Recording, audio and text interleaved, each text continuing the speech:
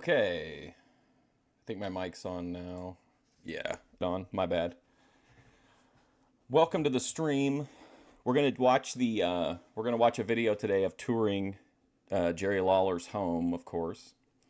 But I remember we saw like a clip in one of the Jerry Lawler. I don't remember if it was when we were watching his show or when we were watching Memphis Wrestling, but we saw a clip from like a local commercial for like a muffler shop or something that looked really entertaining. So I tried to go and find it, and I think I found it. Hang on a second. Okay, here we go. Here's the commercial. It's only like 30 seconds long. Wait, what's going on here? Hang on.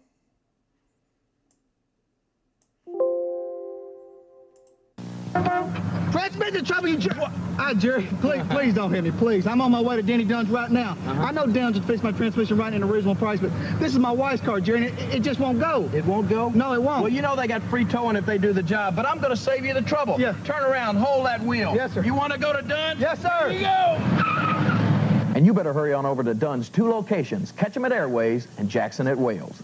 Remember, I'll fix your transmission right and at a reasonable price. So there's the Jerry Lawler transmission company ad. I just think it's so funny seeing those like local commercials and shit.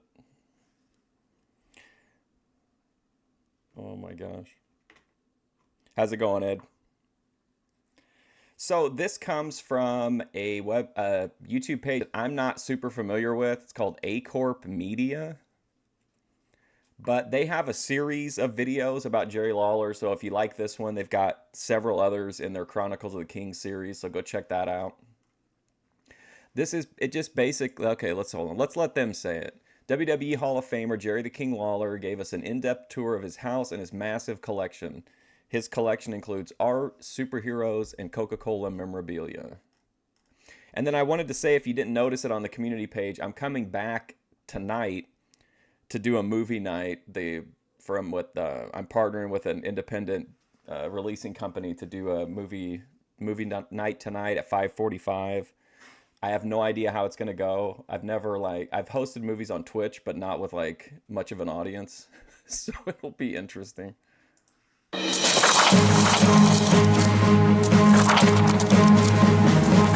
And if for some reason there's an issue with this, or the A Corp Media is not friendly to people reviewing their content, I do have just Memphis Wrestling queued up, so we'll keep it on theme.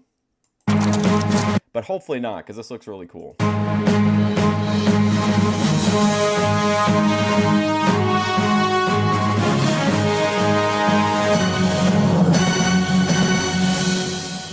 We're here at the front porch of WWE Hall of Famer Jerry the King Lawler. He's always promised me a tour of his house.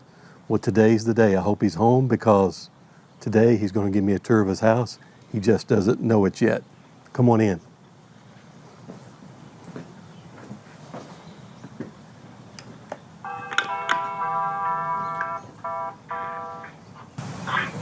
Hey, can I help you?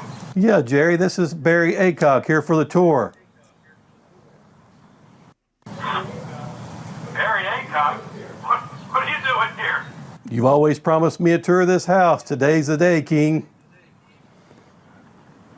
Okay, hang on. Surprise, surprise. Barry Aycock. Why didn't you call me and tell me you were coming? You told me I never had to call. I just show up. Well, that's true, but I mean, you know, the place is kind of a wreck, man. I would have had my housekeeper in here today if Oh, my house is a wreck. Look at this place. I'd known you were coming. You always promised me a tour of your house, and I just wanted to surprise you this morning. I was in the neighborhood.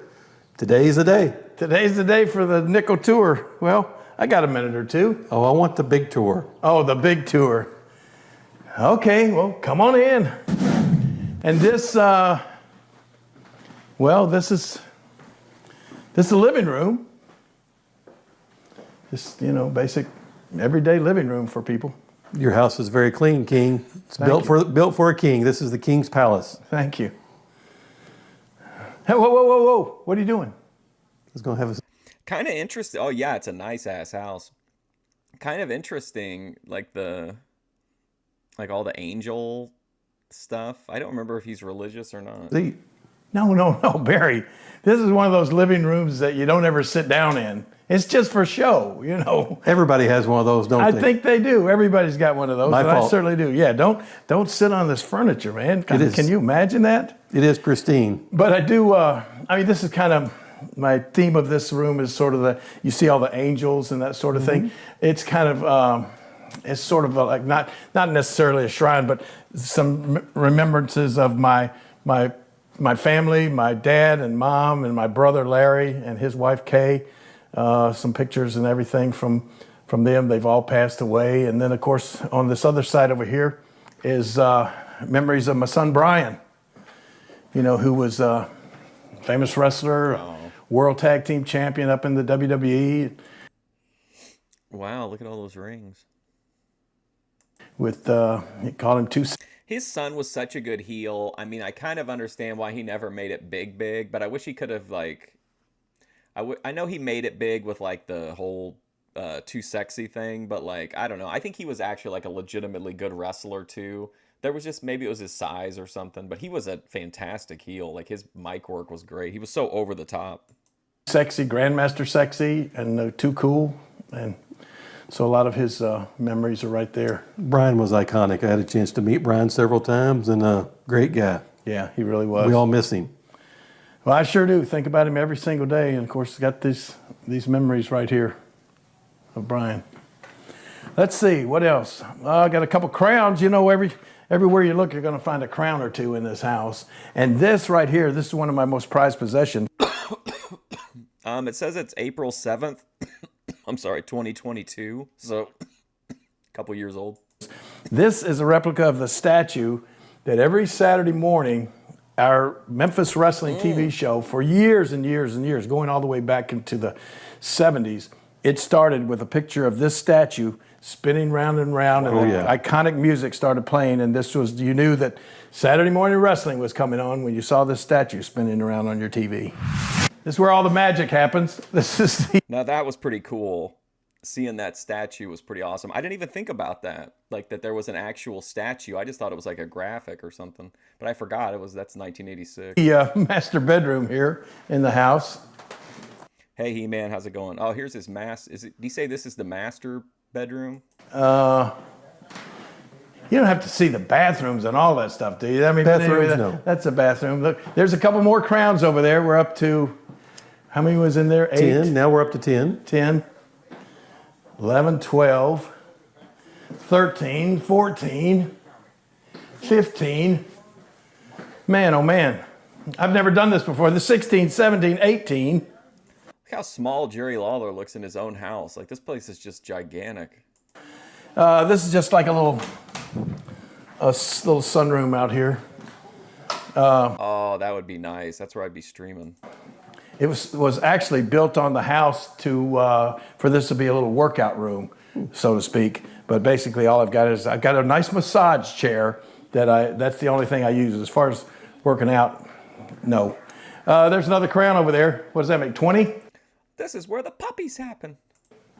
Yeah, I think we skipped one up here. 21. I can't do Jerry Lawler. Left of the yeah, TV. yeah, left of the TV. 21. This is the crown tour for the king. Yes. His palace. Okay. There's another one back there. Oh yeah, there's two more down there, and there's another one back there. Oh my gosh, there's one right over the tub. The king's throne right here. What? The king's throne. That's one of them. Yeah, that sunroom. There's another name for rooms like that too. Four Seasons rooms. I think they're like, to me, that's the ultimate place that I would want to like set up my streaming in. You'd have to manage lighting because of the natural light, but I think it would be pretty badass. This picture of me and my mom right there. Your mom's a beautiful lady. Yep. More angels. Okay, let's see. I will say this, like, it's a mansion, but like it looks like a mansion that somebody lives in. You know, it doesn't look like the people who have the mansions and then they pay people to come in and decorate, and it's just like it's whatever, it's on trend, but there's no like heart to it. Like maybe like the house itself is incredible, but like the actual stuff in it, you can tell is like actually the stuff that matters to him, not just shit he's got out like to try to impress people. See, this is my little, it's kind of for us getting close to Christmas time, and this is just a little place where when I prepare your meal, Barry, I'll have all the food right here, and then I'll bring it into you to the table. But if you look right here, come around here and look at these some of my prized possessions of pictures at Christmas time, right here. I got some of the old framed pictures of members of my family at Christmas time. And Jerry, you've always loved Christmas, haven't you? I have always loved Christmas. That's one of the reasons I love the movie Christmas Story too. But yeah, I mean, this was a card I got last year from a real good friend of mine, a lady up in Kentucky. Yeah, exactly. Like it looks like he lives here. It doesn't look like it's an Airbnb that they stay in for 1 month out of the year, And I got this Christmas card. There's a video that's just like this that I'd love to show on here. It's essentially the same kind of a deal, but it's cornet. And as you can imagine, everything in his house is wrestling. Like, I would love to show it, but it's through High Spots, and I don't know if they play nice or on here or not. From her, and right after Christmas, she passed away from COVID.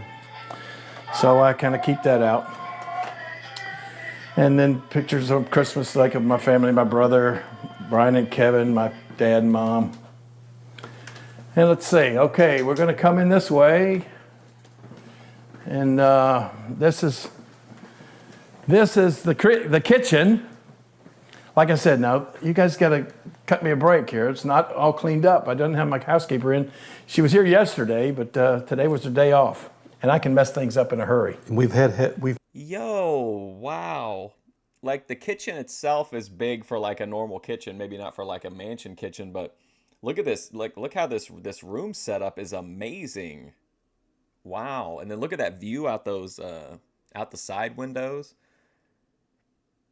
He's got the big Memphis thing over there on the wall. we've had donuts this morning. We had some donuts. We got to tell everybody about this. Gibson's Donuts. Jerry, could you show us the donuts for the bakers in chat? I have a good friend named Don DeWeese. He owns Gibson's Donuts, very close to my house, too close for comfort, actually, because it's so easy to go over there. And he always keeps me supplied with some of the best donuts in the world. They just got voted in the Thank you, Jerry. top 10 donut shop in the whole United States. World famous. World famous Gibson's Donuts.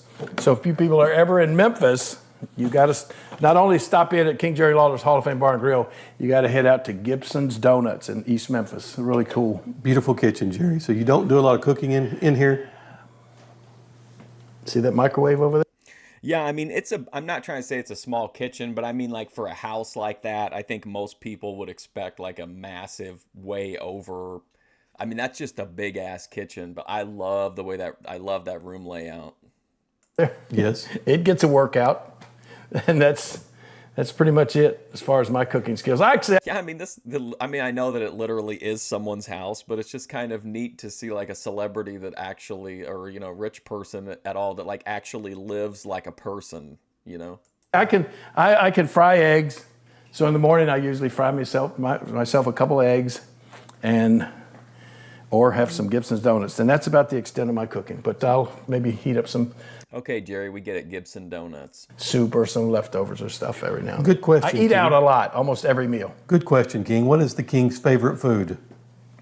Fried chicken, without a doubt. And your favorite chicken in Memphis is? Well, several. I really have several that are just as good. My favorite fast food chicken is Church's. I'd probably list that as my number one favorite anyway. Gus's is good, but you'd never believe this. A very famous Italian restaurant in Memphis called Pete and Sam's. They have the best fried chicken. It's not even on the menu. You just ask for it, and they come out with this pan-fried chicken like your mom used to make back in. That's a weird thing to order off menu, fried chicken. Well, maybe not. I don't know. I think it would be weird. I wouldn't think to order it at an Italian restaurant. The day, and it is so good. But that's my favorite food, fried chicken. After that, barbecue ribs, which we have a ton of down at our club on Beale Street. Best ribs in Memphis. King Best- Jerry Lawler's Hall of Fame Bar and Grill. Maybe the best You don't like Gus's? I forgot you're from or either you are or you were from the Memphis area, so you know what some of these places are. ribs anywhere. I don't know of anybody that makes any better. Not just Memphis. Of course, Memphis is famous for barbecue and ribs and all that sort of stuff, but ours are the best. Let's see. This is where you hang out a lot then, right, King? this is the living room. We're figuring I really like this. There's just so much there's so much seating. Probably not a smoke friendly. Well, he hates drugs and alcohol, and I'm sure smoking probably too. But I think that would be a cool smoke out room. welcome to sit down in I'm here. not sitting anywhere now. But yeah, this is the sitting room, watching a little TV. Well, one of the rooms that I sit in a lot, Over here, this is what I'm talking about. It's a mess. I was working on a little piece of art, and I have an art room upstairs and a drawing table that I usually work at.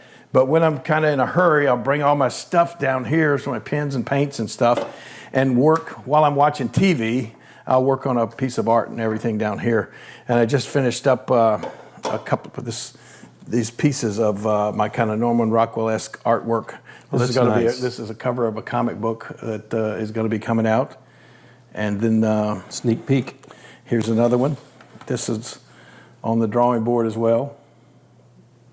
Norman Rockwell was one of my all-time favorite artists, and I kind of he inspires me every time I look at some of his work. I look through his books and stuff, and makes me want to draw something.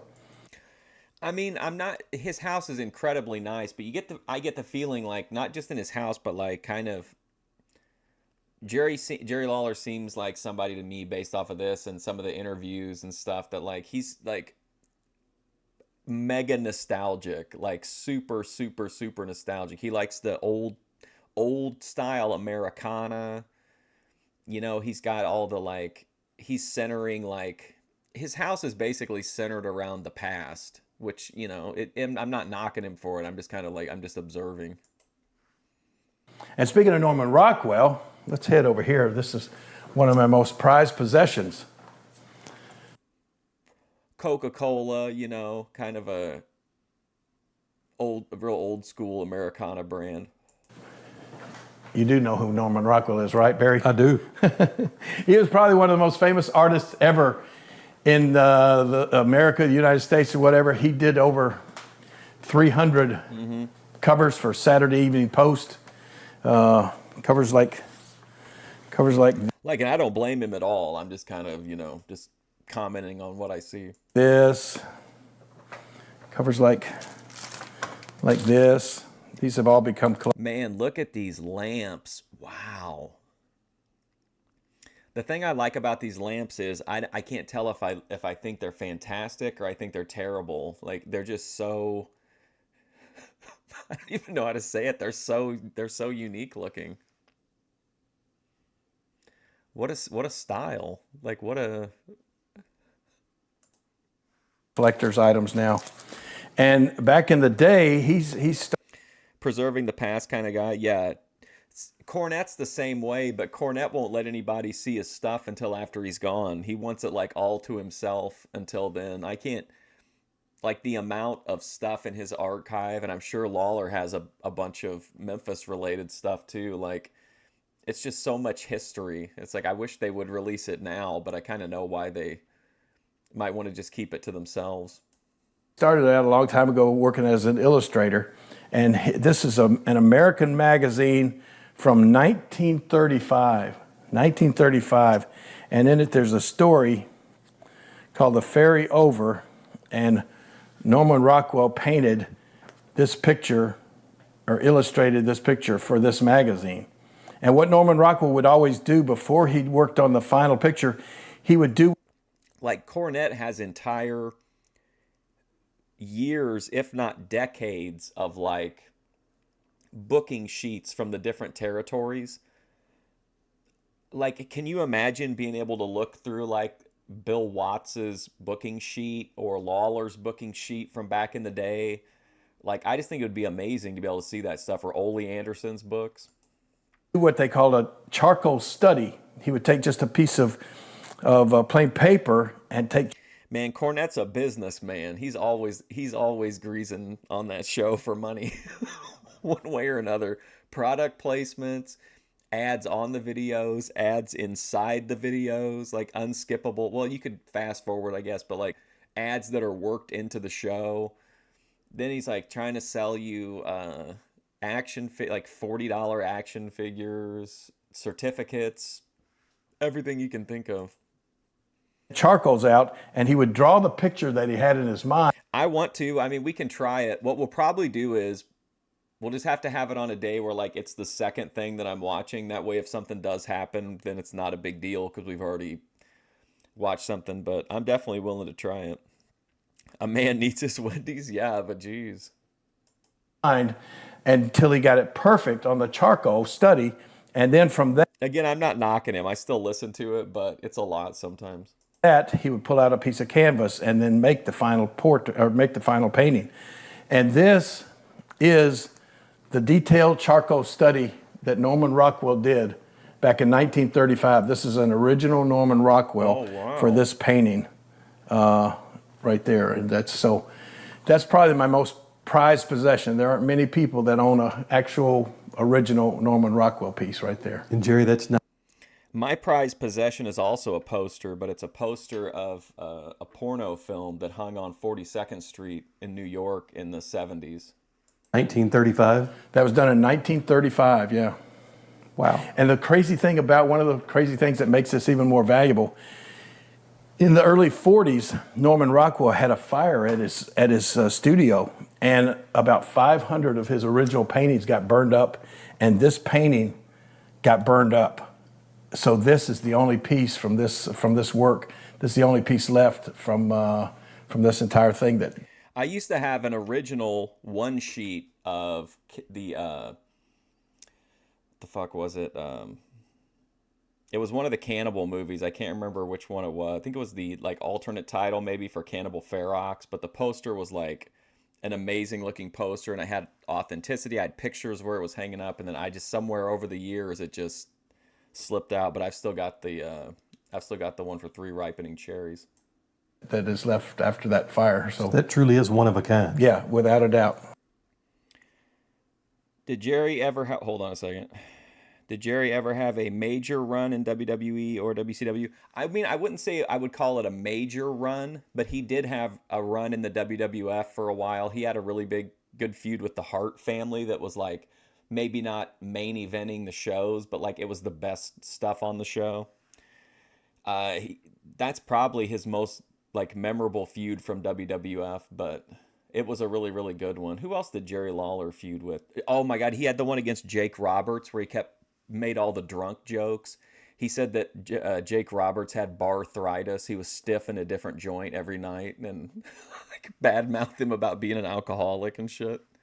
So he's had some like he had like one little run that was a lot of fun, and then later on he's done like spots here and there where he will come in for like one specific feud and then kind of go back. Yep. Yeah, he wrestled Michael Cole. I didn't want to bring that up. That wasn't what I wanted to talk about. You know what feud I like of his that a lot of people don't talk about is Taka Michinoku, which kind of worked because his son Brian Christopher like got into a feud with Taka Michinoku, but like Jerry Lawler didn't like him because he was Japanese in the storylines. So, like he came to help him, and like that was I think that was a really fun like small storyline. All right, see you later, He-Man. Thanks for stopping by. Oh, yeah. So, I mean, he had some feuds, but I think mostly there was just like kind of that one run. Bret Hart, Jake Roberts. Did he feud with Shawn Michaels? Was Shawn Michaels the one where it was Shawn Michaels versus Jerry Lawler, and then they each had a team of midgets or something like that? Or was that Doink versus... No, Shawn Michaels had the Knights. He had the 3 like mystery night guys. Was it Doink versus Jerry Lawler then, where they had the Survivor Series match with like each person had a team captain and then everybody else was like a little person? I can't remember for sure. And so that's pretty cool. This is actually a piece of my artwork. I'm just a Norman Rockwell fan. There's his autograph there too on that. But then I drew this portrait of Norman Rockwell to go along with that painting. And over here this is one of my original crowns. I mean, this crown dates back to the probably late 70s. I mean, it's in pristine condition. That was one of the first ones that was ever made back in the day. And I keep it right in front of my WWE. So at the 1994, I was making sure I didn't like hallucinate this. At 1994 Survivor Series, Jerry Lawler teamed with 3 midgets to take on Doink the Clown. Oh, Jerry Lawler and his crew were called the Royal Family. Doink the Clown teamed with 3 little person clowns to form the team Clowns R Us. So it was at the 1994 Survivor Series. Hall of Fame ring. Which you said you've never worn, right? I never wore it because I've always worn my Superman ring. But this is my WWE I was like, did I hallucinate like all of the little clowns running around? Hall of Fame ring. 2007 Star Trek. Now he's become an astronaut, but Captain Kirk from Star Trek, William Shatner, came to Detroit, Michigan, and Jerry Lawler's dwarves' names were like Sleazy, Queasy, and Cheesy or something like that. He inducted me into the WWE Hall of Fame in 2007. And then later on, not too many years ago, I got to induct William Shatner in the celebrity wing of the WWE Hall of Fame. And then, of course, very recently, he became the oldest man to ever go into space. I got to interview William the day after he came back from space. So he and I are good buddies. Just saw him again just this past weekend up at... It's so weird to see Jerry Lawler marking out for William Shatner, because to me, Jerry Lawler is such a more like respectable, higher level celebrity than William Shatner, who's kind of like a, B guy to me. But like to Jerry Lawler, because he loves Star Trek, he's like, there's no bigger star than William Shatner. Up in Rhode Island at the Rhode Island Comic Con. Okay, now this, once again, I got to apologize, you guys. If I'd known you were coming, I would have kind of straightened things up, but I've actually run out of room. This is my art room, and of course all of these art books and stuff are, oh my gosh, they're just, wow. I don't know, just all kind of. That's a lot of books. Nice. And he's got kind of some, he's got a lot of the vintage pictures and vintage art up everywhere. Who is this? Boris Karloff back here? I don't know. I don't think it is. Books that you would use, to get inspiration from, and artists' books and stuff like that. And I got some little pieces of work from some of my favorite artists. This is by Neil Adams. Look, this is for Jerry, one of the family, Neil Adams. He's probably the preeminent Batman artist that worked for DC Comics still to this day. Probably your favorite Batman artist ever. Jack Davis. This is a piece from Jack Davis. Everybody has seen Jack Davis artwork. He's done stuff for every magazine, book, and everything that you if you ever read Mad Magazine, Jack Davis did a lot of art in that. can think of. That's signed by Jack. He was cool. So, Jerry, how many book covers, comic books, have you actually sketched or drawn for people? I mean, I see Zorro there. That's kind of an iconic cover for you. Here's the actual. This was for Dynamite Comics.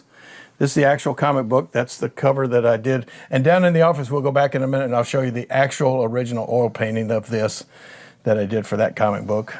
This is one of the iconic covers, Zorro. What year was this? I don't know, not all that long ago. Then the first 2 WWE comic books that came out, I did the covers for both of those. And I recognize this one, King. This is the #1 bestseller right here. Yes, it was on the children's bestseller list. It's by Mick Foley, called Christmas Chaos. And it was funny, Mick had already written his life story, and they published that, and it went to #1 on the New York Times bestseller list. And has anybody in here read Mick Foley's Christmas book for kids? Then he got the idea to write a children's book. And so he came up with a great story. As you can see, it's called Christmas Chaos. And the book company started doing the illustrations on it.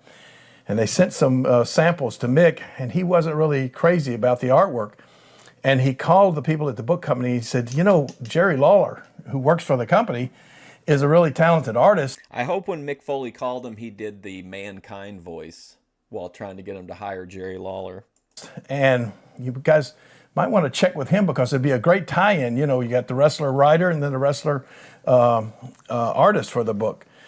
So they got in touch with me and they said, Mick wanted us to call you. And they said, our only problem is we've got it 16 days is the deadline. All this artwork for this entire book would have to be done in 16 days.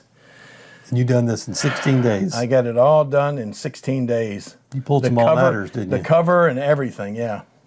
So yes, I was working day and night on this thing. This is but a it great turned book. out really good, yeah.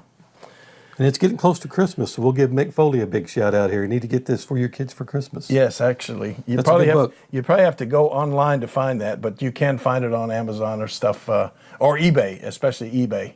Christmas Chaos. So King, the last time I visited with you about 3 weeks ago, you told me you had this cover to do for a comic book. Yeah. I think you showed us a picture of it earlier. Yes. But you were kind of procrastinating. So do you like put pressure on yourself when you're doing this? I'm Procrastinate. the worst. I'm the worst. I wait till the last minute on everything. And one of the main reasons is I don't like to start something and then stop and then come back to it later and spend. Yeah, any of them would be pretty entertaining. I feel like the Mankind one would be like very disturbing to whoever was answering the phone call. You know, spend 3 weeks on something that I could actually do in 3 hours. I like to wait until I can find the time to start. They'd have to play that soft music that used to play after his match was over that they'd play so he would calm down to get him to get off the phone. And get it finished. So that's why I wind up usually waiting so long on all of this kind of stuff. This piece down here was the cover for a WWE Christmas DVD. I remember that. Yeah. That Ooh, there's Paige. Is that Paige? I think so. piece up there, I did that back Paige, one of my favorite women wrestlers. in I think 1998. I did that for the Love her filmography. Boys and Girls Club of Memphis, and they made Christmas cards out of that, and they wound up selling $35,000 worth of Christmas cards that year went to the Girls and Boys Club of Memphis. $35,000 worth of Christmas Yeah, cards. cool. I've seen that card before. It looks like, King, you like Santa I Claus. like Santa Claus. I love Christmas. We talked about that before. This is like a Norman Rockwell-esque version. Norman Rockwell did a Santa Claus like this, and this is an Haddon Sunbloom Santa. He was the artist that does That's the Coke Santa, right? all of the Coca-Cola Santas throughout the years and all. I remember like it was such a big deal for a while when the Christmas Cokes would come out, what the artwork was going to be like. It was like a pretty big deal. Their advertising. If you liked Coke. Pepsi had cool cans too, especially like in the 80s and 90s. They had all kinds of like collector cans, I guess you'd say. Santa Claus and Coca-Cola, two of your favorites, right? That's exactly right. Let's see, what have I got here? Oh, that's some old pictures. I want to get in there and show you some of that stuff later on, but yeah. There better not be a Bill Cosby here. Pre-watched again. And also another favorite artist of mine was a guy named Frank Frazetta. And Frank Frazetta was There's going to be a CoffeeZilla episode about it. kind of a fantasy artist. I did these pictures based on paintings by Frank Frazetta. And so even the Zorro painting was based on, here's the fantasy art of Frazetta.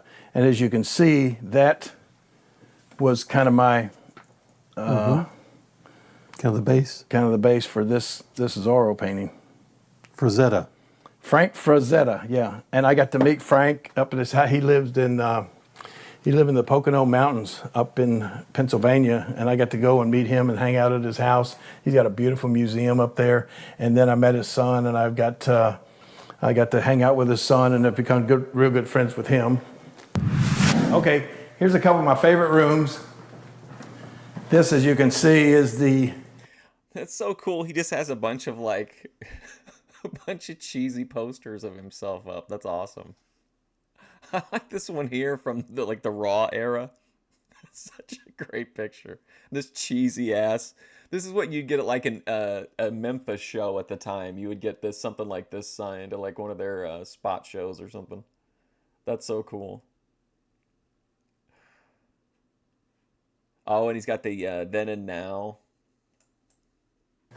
Theater room. You have to have a ticket to get in here. Gotcha. See that? Ticket. Anyway.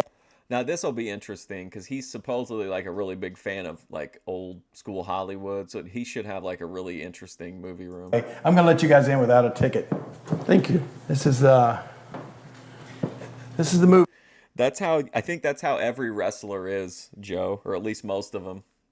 Everyone I ever met that I like hung out at their house or something, or they'd always have like a wall with like, even if they never like got anywhere, people do take like promotional photos just to sell at like little events, and they have like like every single different variant they ever had up on the wall. Movie room. Come on into the movie room. And guess what happens when you sit down in the movie room? You don't watch movies. Like, oh yeah, let's watch that match from 2006.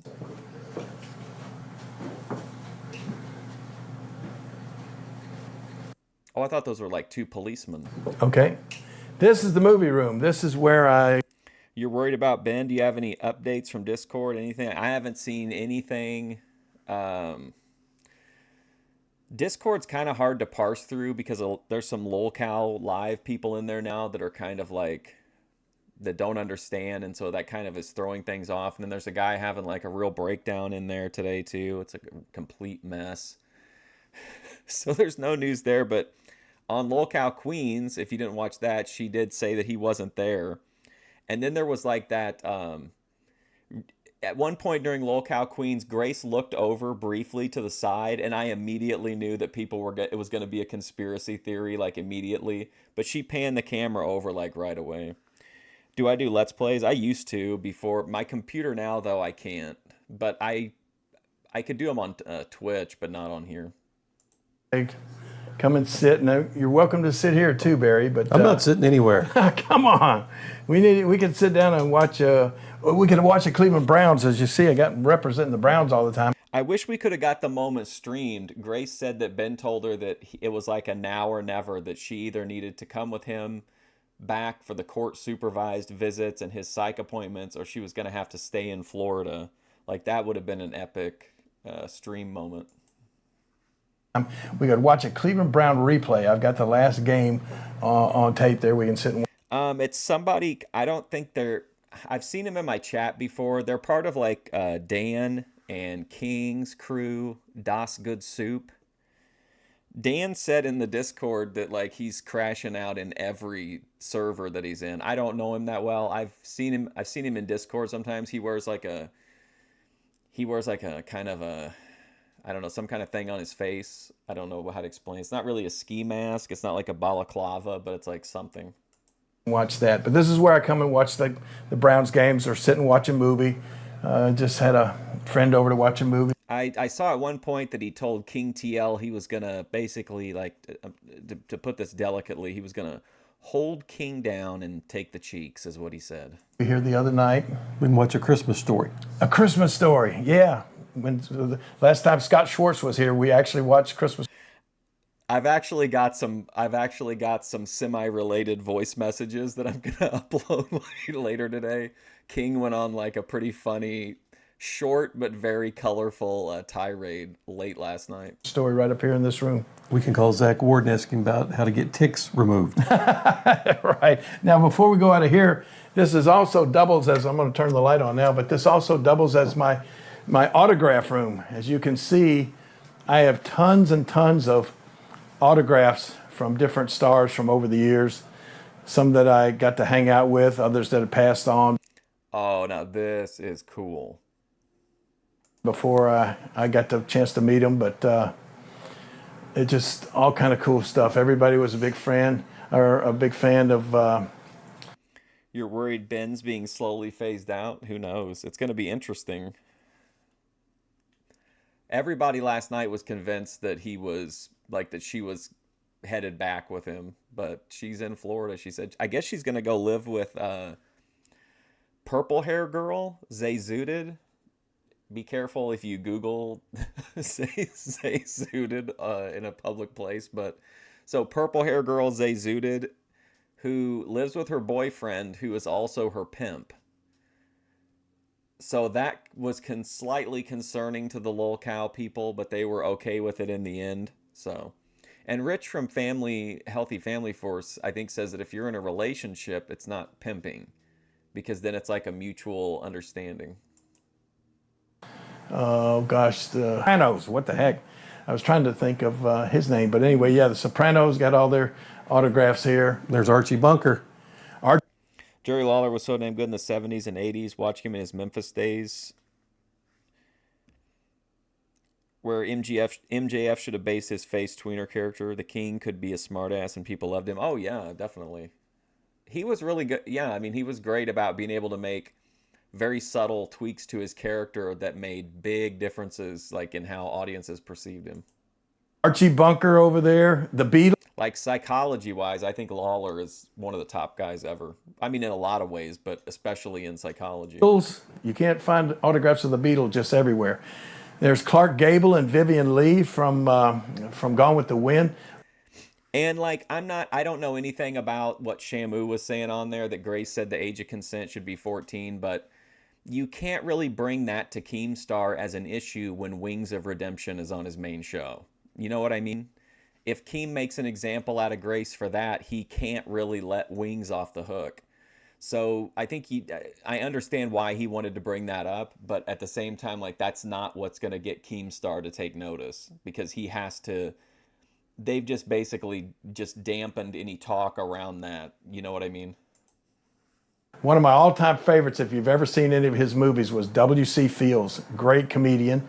And Rodney Dangerfield. Oh my gosh, I got to meet Rodney Dangerfield the day after I slapped Andy Kaufman on the Letterman show. Mm-hmm. And I got to meet him, and he said, "I'll tell you, Jerry, that was the greatest thing I've ever seen in my life." That was cool.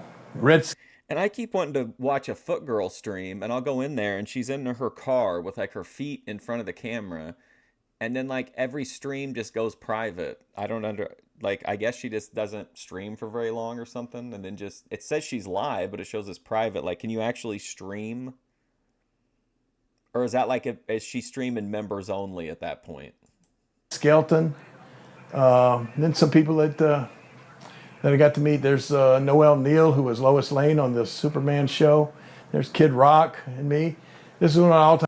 There's me and Kid Rock. My favorites right here. Eddie Haskell from the TV show Leave It to Beaver. There's me and Eddie up there. You just recently met Beaver and Wally, right? I sure did. Just this past weekend, I got to meet Jerry Mathers as the Beaver and Tony Dow as was Wally. And yeah, they were great guys. And you sent me a text, said your life's complete now. Yes, you met the Beaver. That made my day. I mean, they didn't look exactly like they used to back in the 50s TV show, but it was really fun to meet those guys. Another couple of two of my favorite autographs up there at the top are Boris. Did you hear Jerry Lawler drop some shade on the Beaver? Wow. Karloff and Lon Chaney Jr. Dude, respect Boris Karloff and Lon Chaney Jr. Wolfman and Frankenstein. And I met Lon Chaney Jr.'s grandson at a Comic-Con, and he told me, he said, and of course he was the Wolfman, he said, "My grandfather would have loved to have met you. He loved professional wrestling, and he would travel anywhere. If it was within 200 miles of where he was to a show, he would drive to go see wrestling matches." And there, of course, there's one of my heroes of all time. Me and Hugh Hefner. Hugh Hefner. Yeah, there's me and we were talking about that video earlier a couple times. I would actually love to show it, but because it's on High Spots, I think they might not be as like friendly to like reviewers, even though like, I mean, if you're just here to watch, like solely to watch it and you don't want to chat or anything, like this stream is probably super annoying. So I don't think a lot of people are going to sit through all the commentary, like, and talking with chat to sit through to watch the video. But like some people view it like that, like, this is taking a view away from them. Whereas I think you'd be more likely to go to that page and watch the rest of the show, watch the rest of the videos in the series, but that's just me. And the girls next door, who were Hefner's girlfriends. Me and the Muppets. Yeah. I don't know if that's good to have a family-oriented picture of the Muppets along with Hugh Hefner there. An autographed picture of all this cast of Seinfeld. And there, of course, is pictures of me and David Letterman and Andy Kaufman, the infamous Andy Kaufman's scene from Late Night with David Letterman. We get to see this magical closet, though, Jerry. Oh. I've heard about this. Well, Remember what was the what was the name of that character? What was his name? Beaver Cleavage? it's a mess, too. One of the headbangers, I think. But anyway, this is a closet where I keep most of the shirts that I wore on Monday Night Raw and SmackDown. So these are screen used. These are all Garments. screen Yep, no Jerry Lawler with Diddy. worn garments on, you know, everybody knows I used to wear the bling shirts and all of that sort of stuff. But yeah, this He did wear the absolute most dickhead shirts for a while. is where I would keep them all right here. So, Jerry, just for the viewers out there, where do you get these crazy shirts at to wear on Raw and SmackDown? Anywhere I can find them. There was a company for a long time. Here's one. There was a company called Xavier. Oh, look, he's got look at this shirt behind him. I can't scroll over it, but it's like a dog and a kitten together. What a cool shirt. That's what Jerry Lawler wears when he goes to the grocery store and stuff. Out of California. And it's the ones that I first started seeing that had the bling and everything. And as you can see, they had Xavier mostly right on most of their shirts. But they would do a lot of shirts with bling like this. And so they just kept pumping stuff out, and I kept wearing them, and they started sending me stuff for the show. Every time they would come up with a new design, they'd send it to me. Then somehow, after years, I guess the bling stuff sort of went out of style, and they stopped making. Whoever makes her leggings and whoever makes that white skirt and then whoever makes the green jacket top that Grace wears, they should send her some new shit because they've gotten thousands of hours of on-screen product placement. Making them. So, but I'll bet I have several hundred of the shirts. This is not the only closet I have, but So did WWE? Hold on, he said he's got several hundred of their shirts. Wow, several hundred? Order those for you, or that was a direct to you? I did that myself. Yeah. I don't know if you can get your camera around, but right up there is the show card, the movie poster from a movie I did with Michael J. Fox called Life with Mikey. By all indications, if Kaufman had lived, he would have started doing more dates with Jarrett. Was going to become kind of a new manager, Jimmy Hart-like figure for Lawler. Yeah, it could have been interesting. And I wrestled Jeff Jarrett in that. There's a scene in the movie where... And I'd be pretty confident in Kaufman that he wouldn't keep doing it if it was starting to get really stale. Michael J. Fox is he and his brother kind of inherited he is funny because it was like the TV show Leave It to Beaver. He was on a show as a kid called Life with Mikey. And then he played a character that grew up after being a child star. He grew up and he wasn't famous anymore, so he opened up a child talent agency. And so now he was dealing with all of these children who thought their parents thought they were prima donnas and all of this sort of stuff. And they were just all a big headache to him. And he finally met this little street urchin, this little girl who picked his pocket out on the street, was stealing his wallet. And when he caught her, and there was a big crowd that gathered around, she started acting. She told this big story of why she stole the wallet and everything, and everybody just got in tears and everything. And Michael's looking at her going, this is the best job of acting by a kid I've ever seen. So he takes her into his talent agency and makes her into a big star for this cookie company.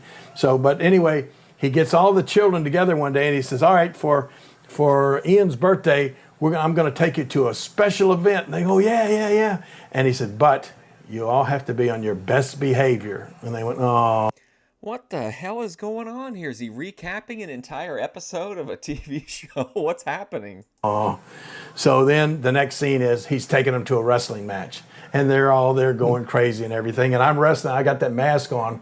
Later on, Okay, here we go. Now we're getting there. Okay. Didn't even realize it, but later on it said in the credits that I was the lobotomizer in the movie. But then they had a nice scene of me wrestling Jeff Jarrett, and then at the end of the match, I give him a pile driver and throw him out of the ring or whatever, and then I give the referee a pile driver, and then I get the microphone, and I say, now, I want to wish a very special birthday to a friend of mine, Angie Vega. Angie, come on down here. And that was the little girl, and she's like shocked. And, you know, Michael J. Fox had kind of hooked this up in advance. So she comes down to the ring, and I pick her up, and I'm going to sing happy birthday. But first, Michael J. Fox comes down there, too. And I said, Man, I sure don't remember this show. Any of you guys remember it? A show where Michael J. Fox played a guy he played a failed child star who ran a entertainment company that represented child actors. I don't remember that show. Do I have is there like some weird blind spot? Yeah, he is, I think, going to start talking about the catering in a minute. hey, nobody invited you down here. And I reach over and pick him up, and I did a big airplane spin around with him, right? And then I threw him onto Jeff Jarrett, who had just got up, and he lands on him. It would have been a lot cooler if he was like, I picked him up and twirled him like a pizza. I don't know why. It just like immediately popped into my head. They fall back, and then Jeff throws him off onto the floor. Well, we shot that scene. Of course, when we shot that scene, they had a stunt double for Michael J. Fox, who looked more like Michael J. Fox than Michael J. Fox did. What? So they had me pick him up, spin him around, throw him.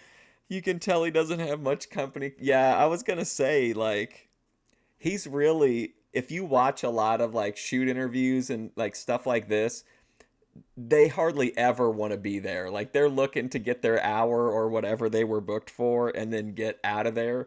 He's really enjoying it. And I told you guys a story, I think a few weeks ago, that I saw a cameo of Jerry Lawler where he gave a tour of his house to some kid on Cameo and showed him like it was like some dad that wanted it for his kid when his kid grew up.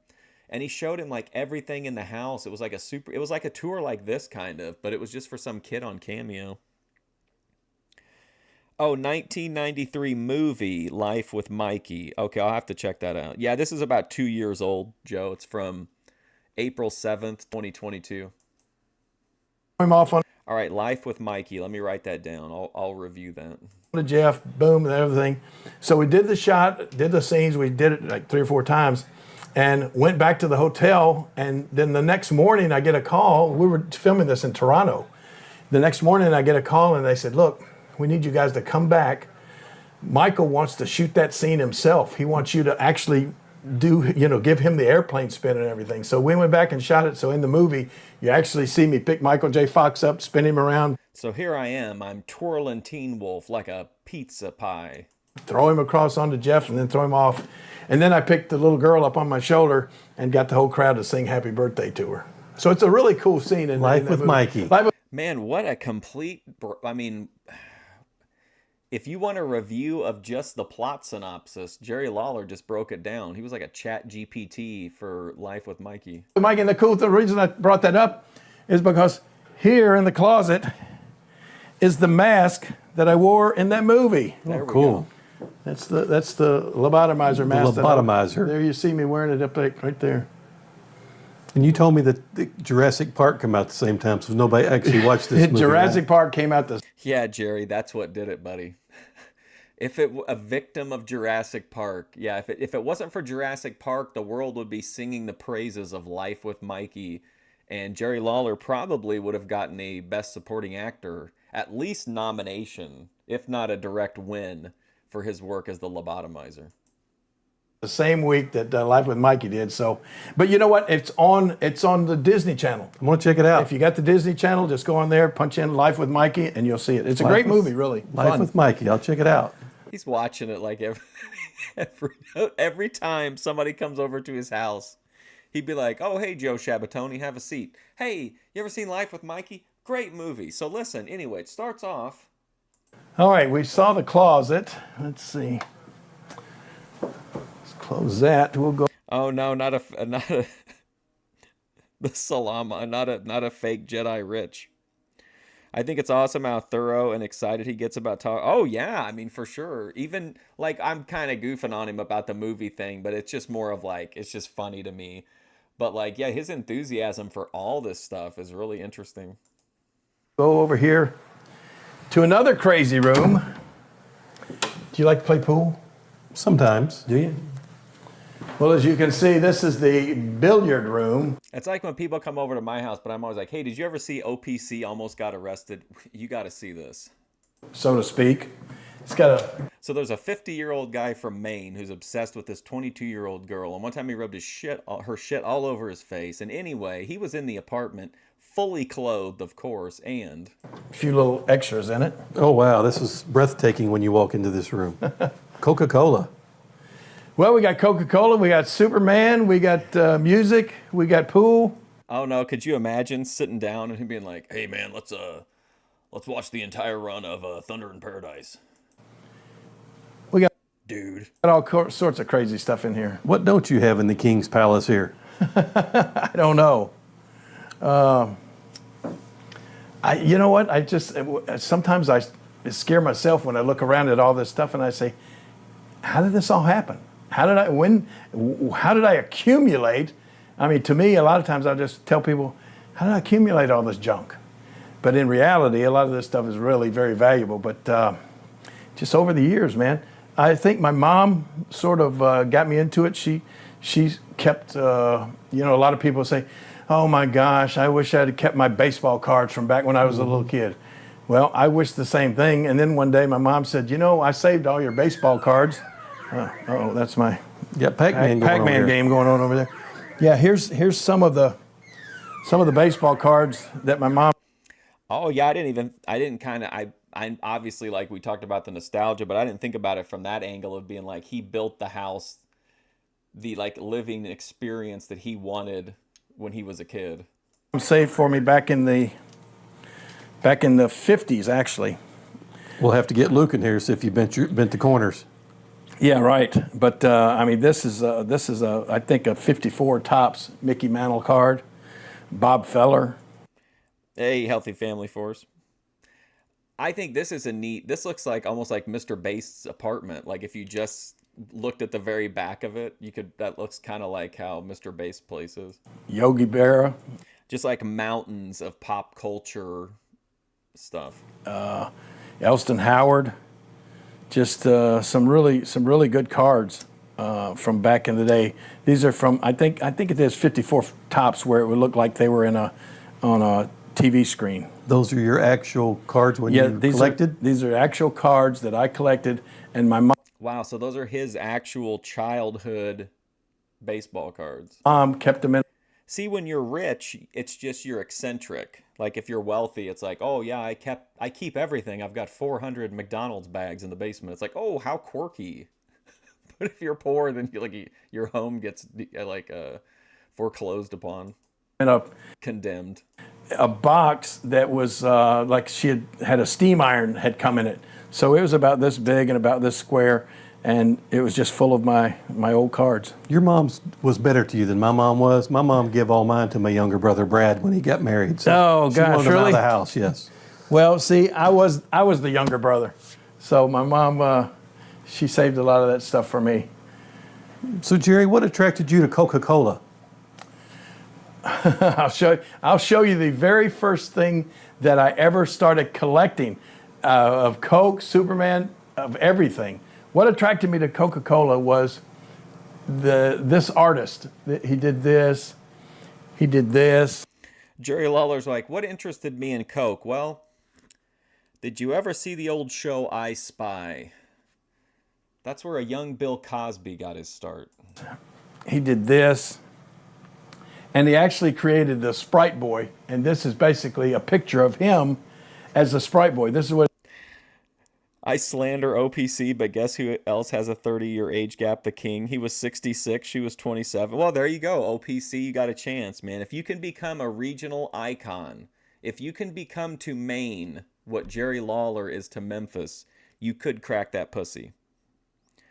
Imagine being someone like Jerry or Hogan talking about all the mediocre movies they did. Then there's a Roddy Piper just casually being in They Live and being like, "Oh yeah, that was fun." Yeah.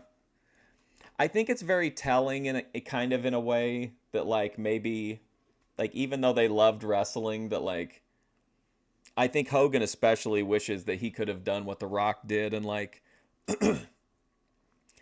been at the top for a while but then transitioned over into mainstream and that just kind of never happened. What he looked like? His name was Haddon Sun. Well, the reality show was kind of mainstream but not in the way that he wanted, I don't think. I think he wanted to be taken like as a taken to be like a good actor or like a good performer, which definitely wasn't true. Santa with muscles though is really good. For what I mean, for like a cheesy like B movie, I think it's pretty funny. Bloom.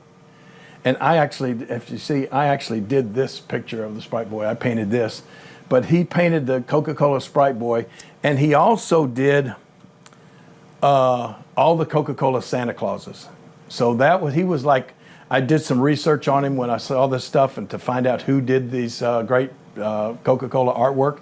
And he worked for the Coca-Cola company from the 40s all the way up to the 70s. I mean, doing Christmas paintings mainly every year. And King, actually, Coca-Cola actually invented the commercial Santa Claus. Am I right?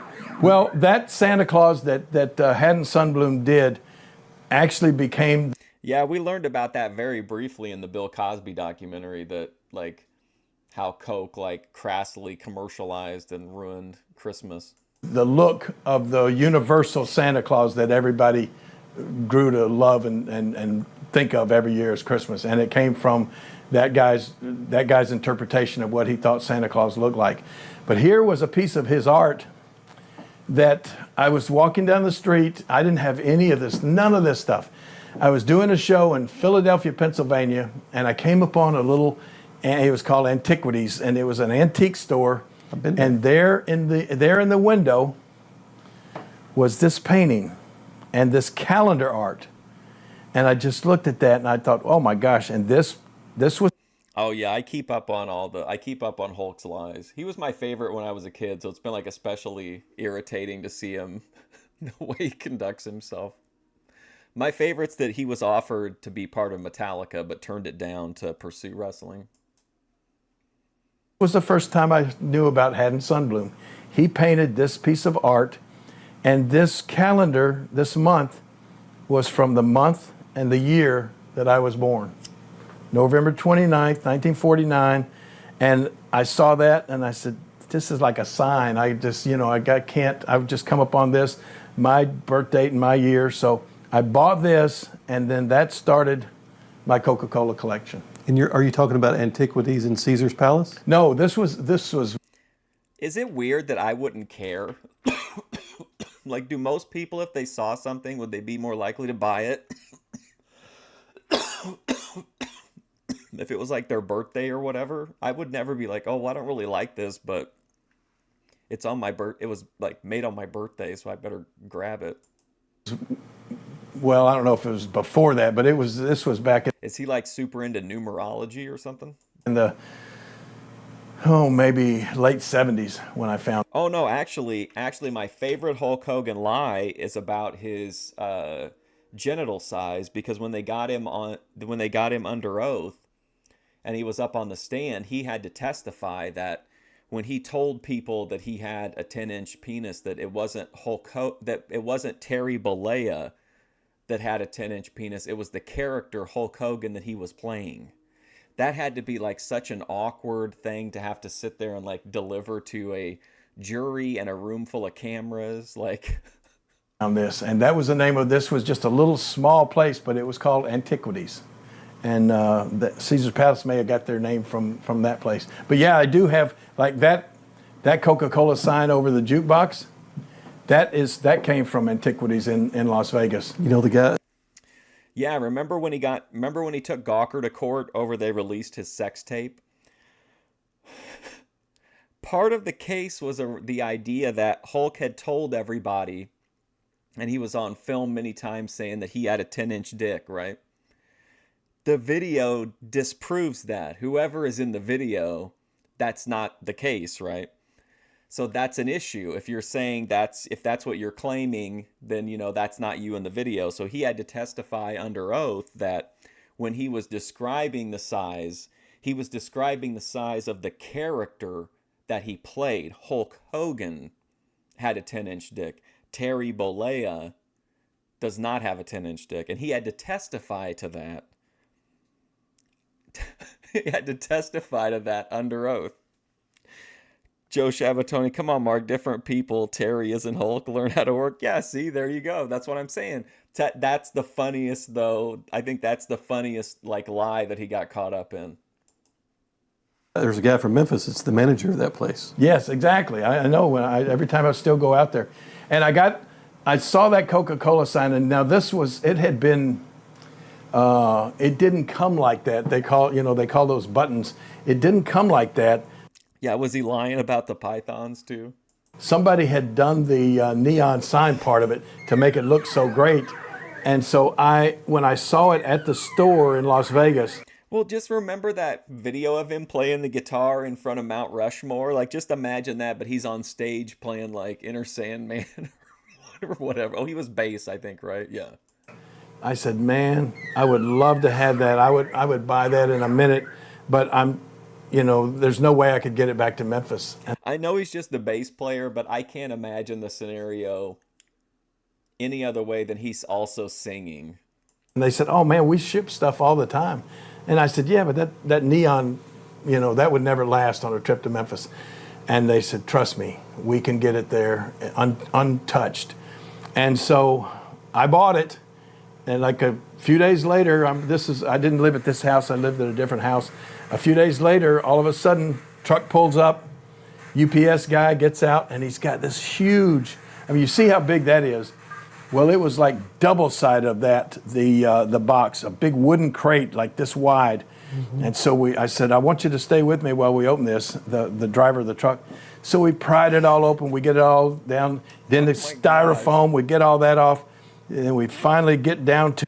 Man, he really, really is enjoying having somebody over. To where we opened the final box, and there it was. Every bit of the neon glass was broken and smashed all to pieces. So I called them up and I said, guys, my neon sign just got here and it's smashed all to pieces. And they said, oh my gosh. This is the modern day version of that low grade, low quality copper. They said, trust me, we'll find somebody, we'll get it fixed. And so, like I said, this was probably in the late 70s or early 80s. And they called me back and they said, listen, there's a neon sign company in Memphis that says that they can fix that. And so I take it over. It was Balton Sign Company.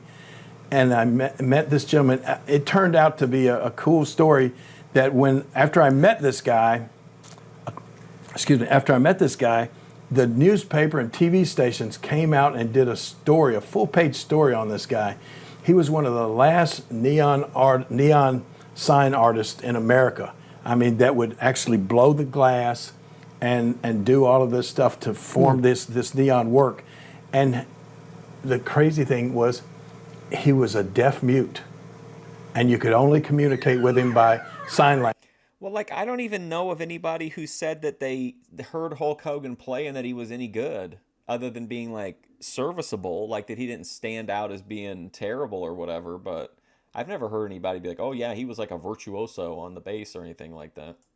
Language, and somebody at the company, could do the sign language and communicate with him, and he put it back together and just made it perfect.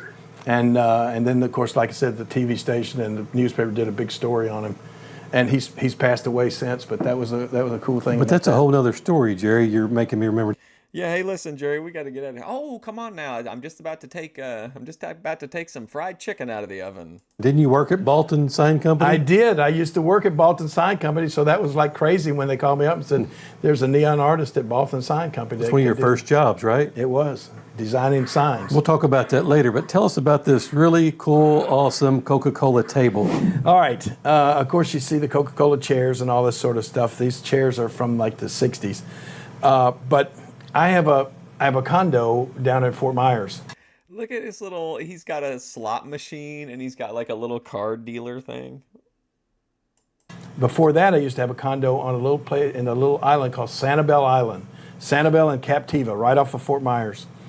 And there's a fabulous restaurant at the end of Captiva Island called the Bubble Room.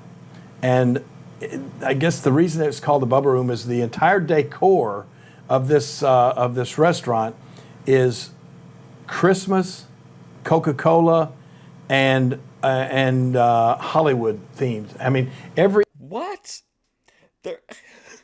There's an entire restaurant that just happens to be themed with his like 3 favorite things in life. inch of the walls. That's another way I guess I got some inspiration for my house here. Every inch of the walls in that restaurant. It is a crazy table. That's an item that because he's wealthy, that's neat and kitschy. But if he were poor, people would be like, what the hell is going on with this table? We need to have a conversation. Restaurant are covered by pictures of Hollywood movie stars, memorabilia, Christmas, and Coca-Cola stuff everywhere. Like imagine if this table had been at Ruby's apartment. I mean, people would have been like, what the fuck? So you were in heaven there. I was in heaven there. I still go there, eat every time I go down there. But the cool thing about it, every one of the tables that you sit. They used to put a 50 cents off coupon on the top of every pizza box in this town. Now, let me tell you about when I used to work down at the pizza box making plant. That is not just a table, but it's like a shadow box. There's just like what this is. It's a table with a piece of glass over the top, and down inside the table are all sorts of antique artifacts, and they're all involved Christmas. Antique artifacts. That sounds like when you talk about like YouTube lore, like antique artifacts, really. Whatever. Well, that's where I got the idea to put this table together. So I went to a wood. I don't even know what was the name of the place, but over on Summer Avenue, and they cut out this special table, and I told them the exact measurements I wanted for it. They cut this table out and put the bottom in. Then I got the glass cut the exact size that I needed, and then I started. Why does he phrase it like that? Why does he say, I had him cut the wood exactly to my measurements, and then I went and got the glass cut to my exact measurements? Like, it's so unnecessary to say, yeah, I had the wood cut, I had the glass cut. Like, if there was a problem, I could see if he went, oh yeah, listen, they sent the glass, it was 100 times too large, it was a real spectacle, whatever. But like, why does he have to say like I had it cut to my exact specifications? Like, no shit. Putting together all of the stuff and all of the memorabilia inside there, all the way down to even at the bottom of all of these artifacts that you see, the very bottom are different Coca.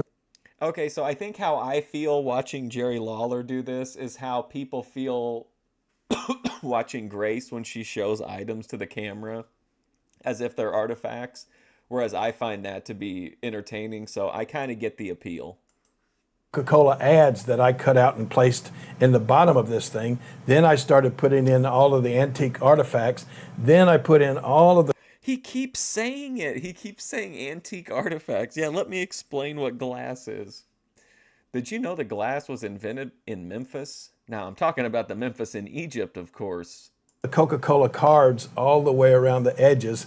And then after I got all of that assembled, I put the glass on the top, and this was my Coca-Cola table that, before I moved into this house, this was our dining table for years. Well, Jerry, as you know, my wife shares your passion for Coca-Cola. She would probably trade me for this table. Oh, really? So tell us. What? There's some pretty cool stuff in there. What is this? That's actually a Coca-Cola camera. I almost didn't show this. I was thinking, like, I know it would be neat, but, like, how really entertaining could it be? But I think this is really entertaining. You can't find many It's kind of just like IRL content with Jerry Lawler. of those things around. That's a Coca-Cola camera. There are decks of cards in here from the 1930s, like that deck right there. These old antique. I don't know. Do people still have ice picks? This was back in the day when you would have. Oh man, remember that movie Basic Instinct where Sharon Stone was like riding that dude and then stabbed him to death with the ice pick? For your refrigerator. It's funny, my parents used to call it for years what it actually was even after it became electric, they used to call it an ice box. Wait a second. Jerry Lawler collects ice picks. He was in a film where he played a lobotomizer. A good way to lobotomize someone would be with an ice pick. Because a long time ago, people had I think I see the twist coming. just what we now call a refrigerator, but before they had them with electricity in them, they would open the door, and at the Grace would be like, this is an old water cup," and then she'd like smell it and then dump it out and then try to get it clean, but it wouldn't get clean, and then just throw it out. bottom, the people would have a big block of ice, and the iceman would come around and deliver these blocks of ice, and you would put it in the bottom of your ice box, close the door. Speaking of antique artifacts, make sure to go to antiqueartifacts.com/kingfish to save 10% on all your antiquity purchases. And that's what kept your food cold. Of course, then after electricity came about, then it's called a refrigerator. But these ice picks were used back in the day to chop up those big blocks of ice. So, King, did you plan all these? I mean, the detail of this is immaculate. This is amazing. Did you plan out you were going to put this bottle here, the camera here, or did it just evolve when you started? No, it just evolved. Yeah, I just started. I just had a...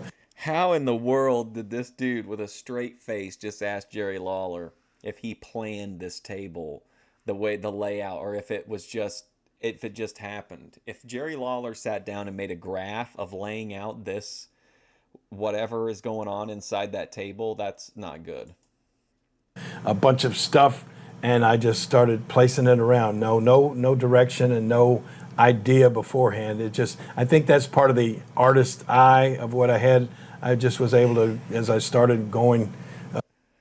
It has been pretty good for cigarette content making lately. It seems like whenever she gets good news, she'll go and make cigarettes. Like, she actually finally did POV cigarette making, where you could like just see her hands. Like, it's like a first-person shooter, but for cigarette making. And then I do remember it's almost like painting yourself into a corner.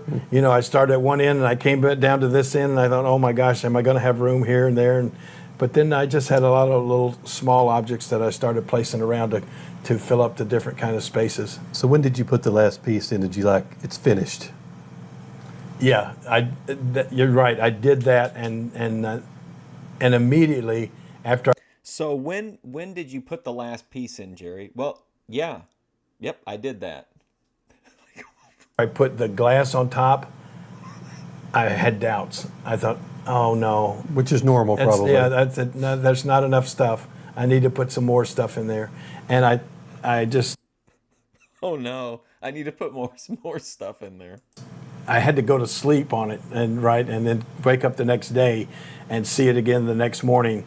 He's like, man, I'm torn on this. I feel like there should be much more stuff in here, but I'm not going to be rash. I'm not going to add a bunch of, I'm not going to add a bunch of stuff. I'm going to go to bed, think about it, rest on it, pray on it. In all its glory, so to speak. And then I thought, no, that's pretty good. I don't think I can improve on that. I bet Coca-Cola Company would love to have this. Whoa. He looked at this table and was like, hey, I think we got room for some more stuff in there. What? I thought this was after he added more stuff. You know what? I'm actually, since you mentioned that, check that out. Can you see what that is right on the wall right there? What does that say? Certificate of Good Taste, Jerry the King Lawler. Yep. I actually got that from the Coca-Cola Company. Not many people get those. I think, Jerry, I think if you build your house as like a shrine to Coke, like they might send you one of those. That'd be like Grace issuing me a certificate for excellence in journalism.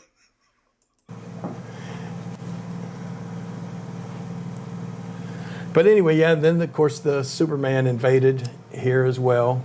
I had to start finding a place for my Superman statues and figures and that sort of stuff. Some of those right there that you're looking at right now are worth a lot of money. I mean, a couple of $1,000s a piece for some of those.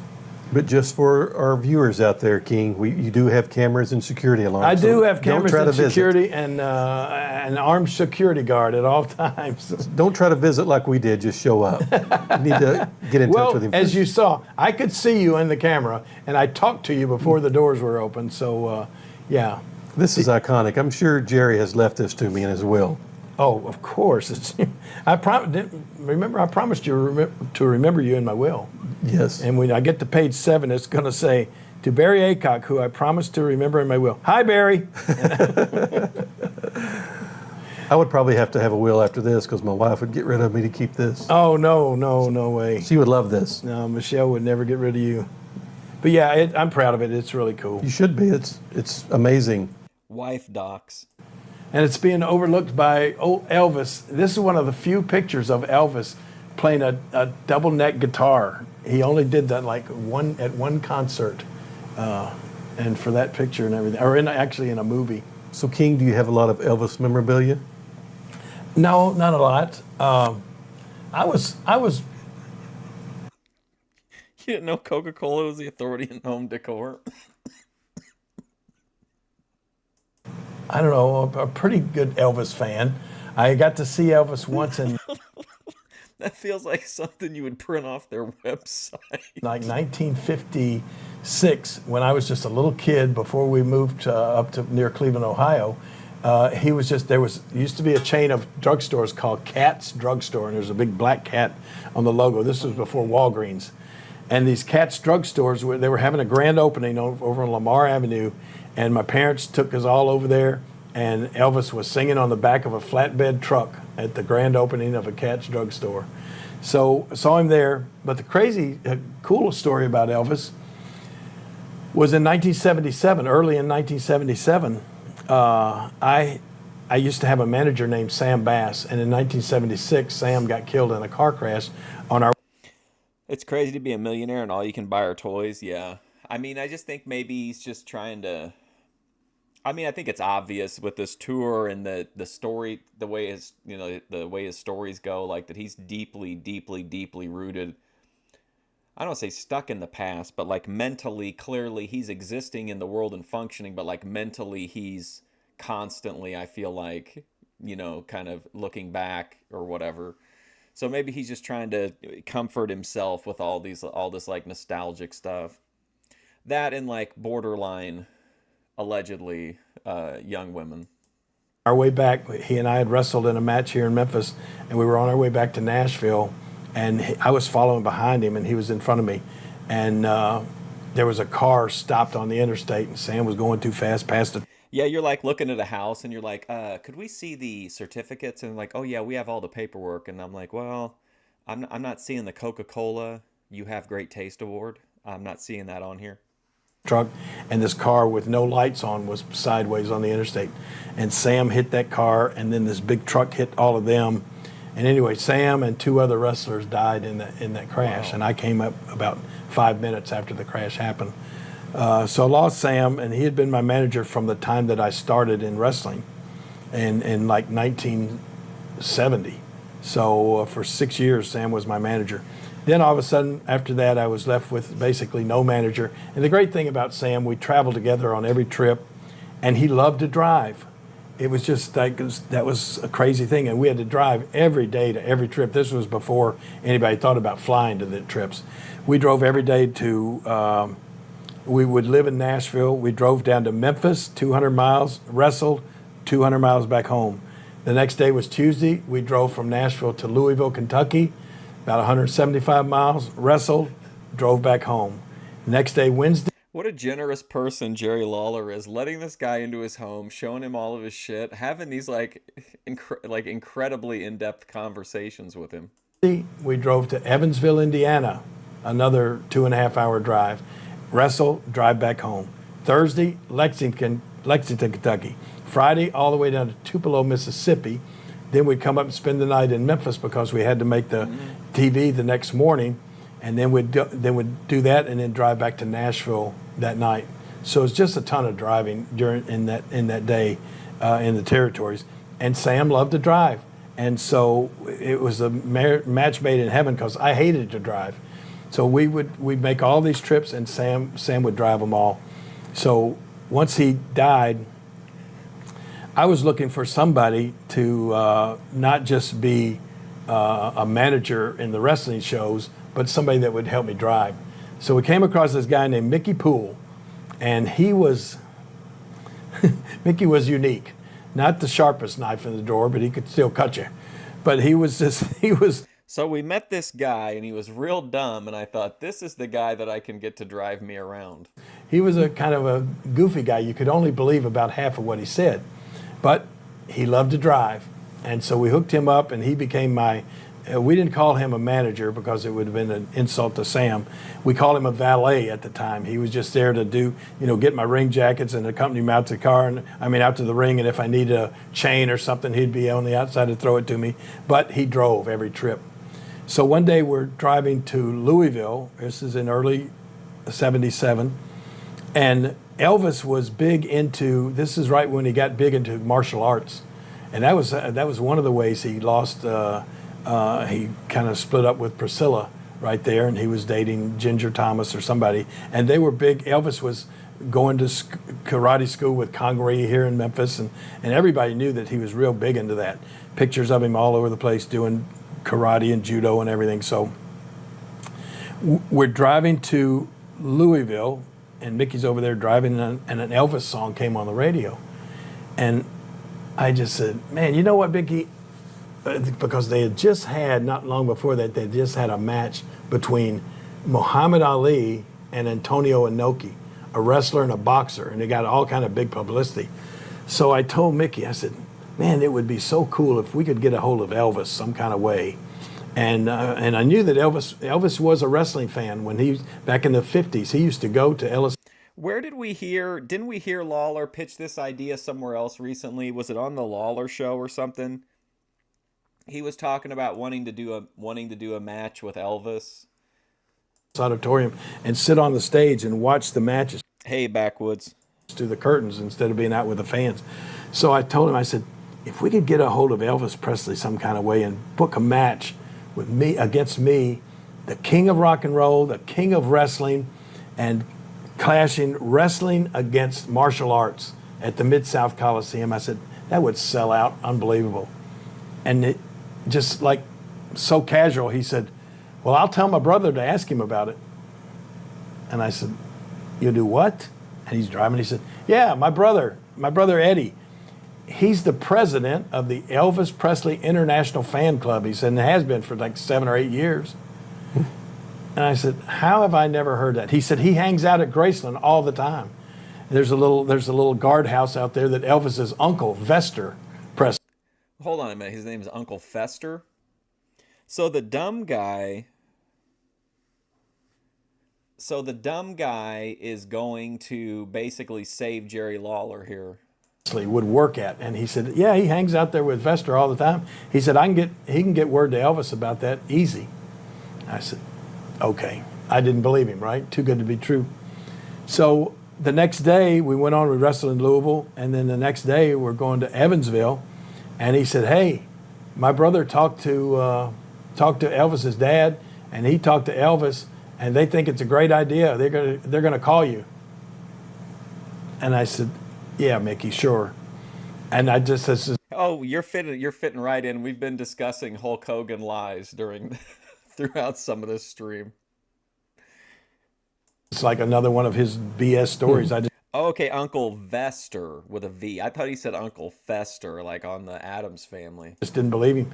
So the next day, going to Evansville, Indiana, that day, as a matter of fact, when he told me he's going to call you, I get home that night from Evansville, and this was before cell phones, right? I get home from Evansville, and my wife, I was married at the time, my wife said, you got a call today from a guy that said he was Vernon Presley, Elvis's dad. And I looked at my wife and said, are you serious? What did he sound like? She said, just an old man that sounded real Southern. And I said, wow. And I said, well, did he leave a message? He said, no, he just said he'd call back tomorrow. So I waited and waited around the next day, and finally I got time, like 3 o'clock. I had to leave to go to the next town, right? So I left.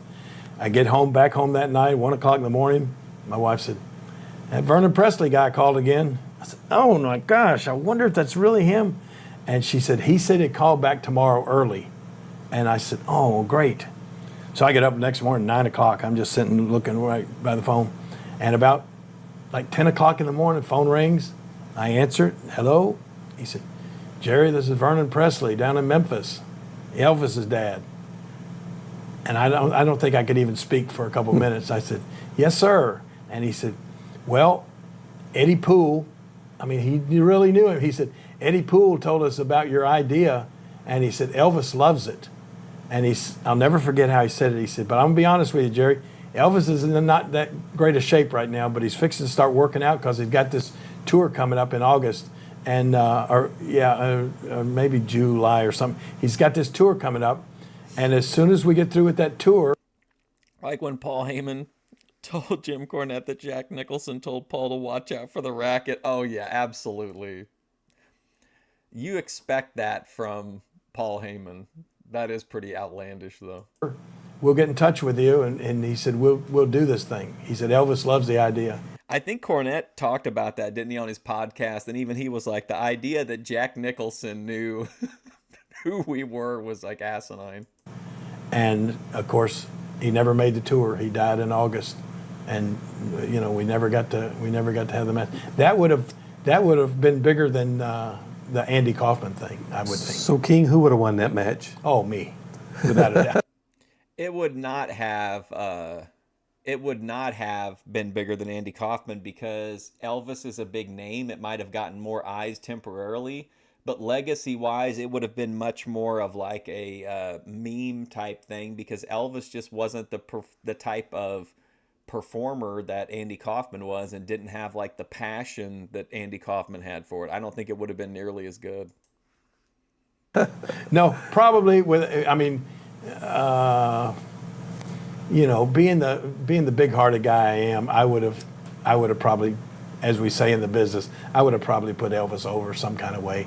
Or we could have had like the match between Muhammad Ali and the wrestler over in Japan. It was a kind of a fluky finish. You know, we could have done a disqualification where we could have both come back and said, I won or he won, and you know, we would have had some sort of controversial finish for it. Then you could have had a rematch. A rematch, work a return is what we call it, yeah. But unfortunately, that match never got to happen. The one that got away. Yep. And that would have been like closed circuit. There wasn't pay-per-view back then, right? No, yeah. Well, wasn't Elvis also on like, I don't know, I'm not an Elvis expert, but it sounds like on the timeline that Lawler's talking about would have been like when he was kind of a thick Elvis, like he was doing those Hawaii performances where he's like real kind of bloated and sweaty. So I wonder if that's the era of it, there's no way it would have been good in the ring, and he would have been on all kinds of pills or whatever drugs he was taking. I guess you're right. It was called closed circuit before pay-per-view because they did show, we did show the Muhammad Ali and Inoki match at the Mid-South Coliseum on closed circuit TV. You're right. And, you know, they was just be on a big screen and people came in to see it there. But, yeah, that would have been big. The funny thing was, you know, before Elvis passed away. Yes. Yeah, I mean, I don't really know enough about Elvis to know if he doesn't seem like he would be as humble as Kaufman about putting like the show before himself. And you kind of have to because you can't always win in wrestling. The fans will end up eventually hating you. I mean, he was certainly a big deal, but not as big as he became. Okay, so that's the fat and sweaty Elvis where he'd like wipe his forehead with the scarves and then give them to the women and they'd like freak out about it. He wasn't as big in life at that time as he was in death. Mike Rats. That's the music industry rats. I mean, he'd kind of, you know, he'd gone through some personal problems, divorced Priscilla, and had different Linda Thompson, and then Ginger Rogers, you know, different girls, and then of course the karate thing, and there was, you know, just it wasn't the big star that people remembered him as after he passed away. It's kind of ironic that his dad admitted to you that he was in bad shape. Yes, it really was. Yeah, and that he, that he was going to start working out and get ready for that tour. Well, King, let's go see some more of these awesome rooms you have in this house. I'm sure this is not the best. The best is yet to come. You know, one of my cool things right over there, too, is that's one of the most famous Coke machines ever. It's called the Vendo 44. And that became a classic Coke machine because it didn't take up a lot of space. A lot of stores wanted that Coke machine. The Vendo 44. In their store because it would do business for them, but it didn't take up very much space. So that was a cool machine that I have. And I have a couple more Coke machines downstairs as well. This room is breathtaking as soon as you walk into it. Wow. Yeah, kind of cool. I remember this room. He did an episode of that show that's on A&E, I think. It's called like WWE Most Wanted Treasures. He was on an episode, and they did like a mini tour of this room. You have it well lit where you can see everything. I'll just let you kind of zoom around and take a good look at everything that you can see here. It's amazing. I did say that the Norman Rockwell original is one of my favorite pieces. Does Lawler embellish his tales? I don't know. Probably. I think they all do a little bit. But do I think that like Elvis would have been willing to work with him? I think probably. Like he would have at least told him that because Lawler was an actually big name, and if Elvis was even like a casual wrestling fan, Jerry Lawler would carry like his name, and you know, his like interacting with him would carry a lot of weight to somebody like Elvis. He says, but like, was it ever going to happen? Probably not, realistically. Second place, even if he had survived, or maybe tied for first, is what you're looking at right now. The 1966 Batmobile from the TV show Batman with Adam West and Burt Ward, Batman and Robin. Those two guys right over there. And we need to get a shot of the bat phone. The bat phone, the bat of course. phone inside. You know, that's the hotline to Commissioner Gordon. But this car runs. You drive it in Memphis all the time. Of course, I drove it down to the gin show. Parades. I drive it around, parades, and all sorts of different things. I'll probably get it hooked up. I'll start checking around now. They ask me every year, dude's like a multi-millionaire, could be like traveling the world, doing whatever he wants to, and he just wants to do like what he thinks is neat. Like it's just cool to him to drive the Batmobile in parade. So like he just that's a definitely like a benefit of having money, is that you can afford to like, you know, kind of center your life around tasks that you enjoy like that. But he's just I just really like his enthusiasm for all of his different hobbies. Of course, they have the Memphis Christmas Parade. They have a Bartlett Christmas Parade, a Germantown Christmas Parade, Cordova. All the little areas around town have a Christmas. This guy's in 10 to 15 different Christmas parades every year. Christmas parade, and just about every one of them will ask me to come and be the Grand Marshal in the Batmobile in the Christmas parade. The only problem is, as you can see, it's a convertible. There's no heat and no air in there. So in the summertime, it's miserable to drive, and in the wintertime, it's miserable to drive. So, but it is dependable. Oh my gosh, yeah. It's cool. So, Jerry, this is a massive room of collectibles. Yeah. Is this like a lifetime of collectibles? Well, like I said, I started, I guess some stuff like the baseball cards and some little things that I've had my entire life, but most. Yeah, I mean, Elvis would have definitely had to been at a desperation level, which he probably was at that point. Most of the stuff that I started collecting after I got in the wrestling business. I just think Kaufman, with everything aligned, he was the perfect performer for professional wrestling. He was built for it. Very few people actually like to be the villain. They want to be the cool villain, like Stone Cold Steve Austin kind of. They don't want to be the villain. But like, he loved being the villain. He was willing to like sell and not like, you know, not reveal anything about the business. Treat it like treat it with respect. I just think that's a really difficult act to follow if you're like a fat, sweaty Elvis.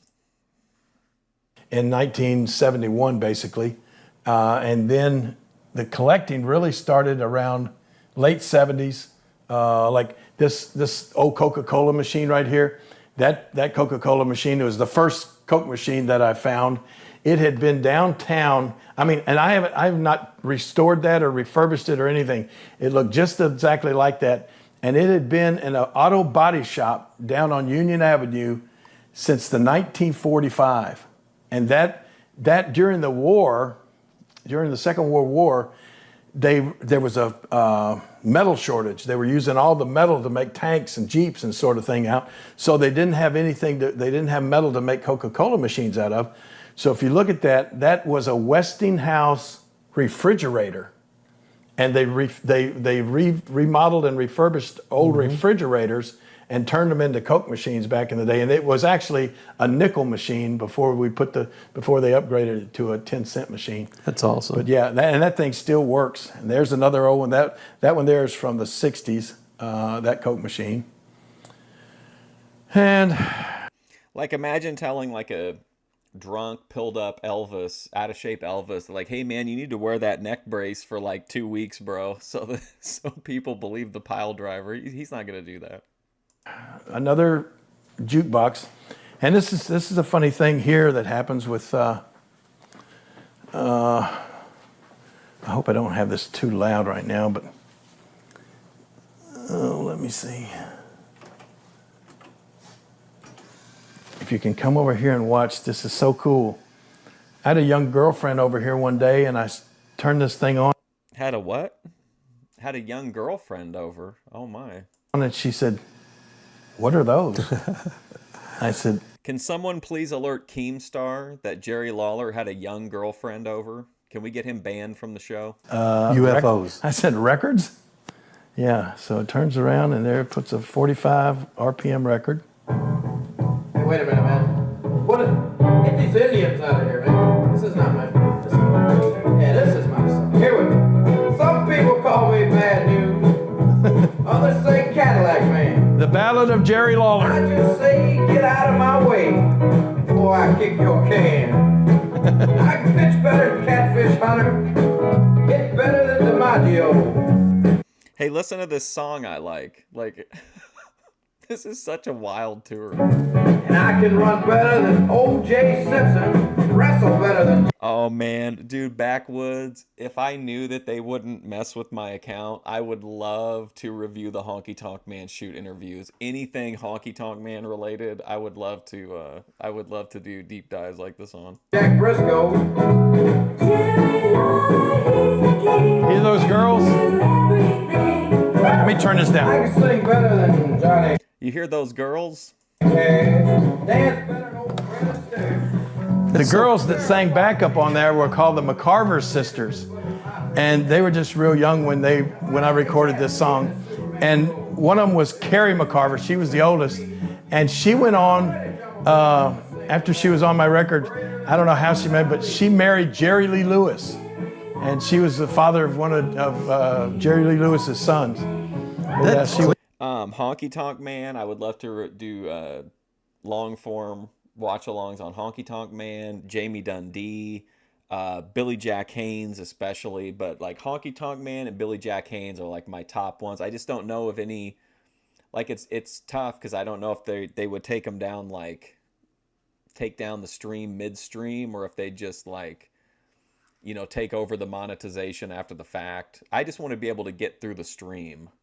I don't really care about keeping a VOD up. Clear. That record's clear. Oh yeah. What year did you cut that record, King? 70s? Oh yeah. Honestly, he seems like a genuinely happy. Yeah, he really does. Aside from like, I think there's I think there's a little bit of like a social. I mean, you can just tell when somebody's like info dumping to you. That was after Sam Bass, so it had to be, and I'd already met Jimmy Hart, so it was probably 78, something like that. Like, this is just a perfect fit for my channel. Like, a lot of these tours kind of go by kind of fast, and like you're room to room. This one is so laid back and just like slow paced. It's like perfect vibe for this channel. And we made those records, and that was when I was the big bad guy in Memphis. And the cool thing about that was we had like 1,000 records pressed up, and we sold all the records, and I'll bet at least half of the people bought the records to break them in front of me in the ring. I mean, I would be in the ring and somebody would come up and say, "Hey, King," and they'd break my record, and they'd buy it over at the gimmick table, right? And I would lay down and I'd kick my feet and I'd go crazy and I'd get the microphone and say, We might just have to like just risk it one day and just see what happens. Watch, because if we can watch them, the Billy Jack Haynes ones would be so worth it. They like this chat would have a field day with Billy Jack Haynes. if I ever see somebody else break one of my records, I'll come out there and slap the taste out of your mouth. Boy, they lined up at the concession stand. I'll take a record, and then just come up and just break it, and I'd just have a fit. So that's how you become a #1 bestseller. There you go. Yeah, my records were never released. They escaped.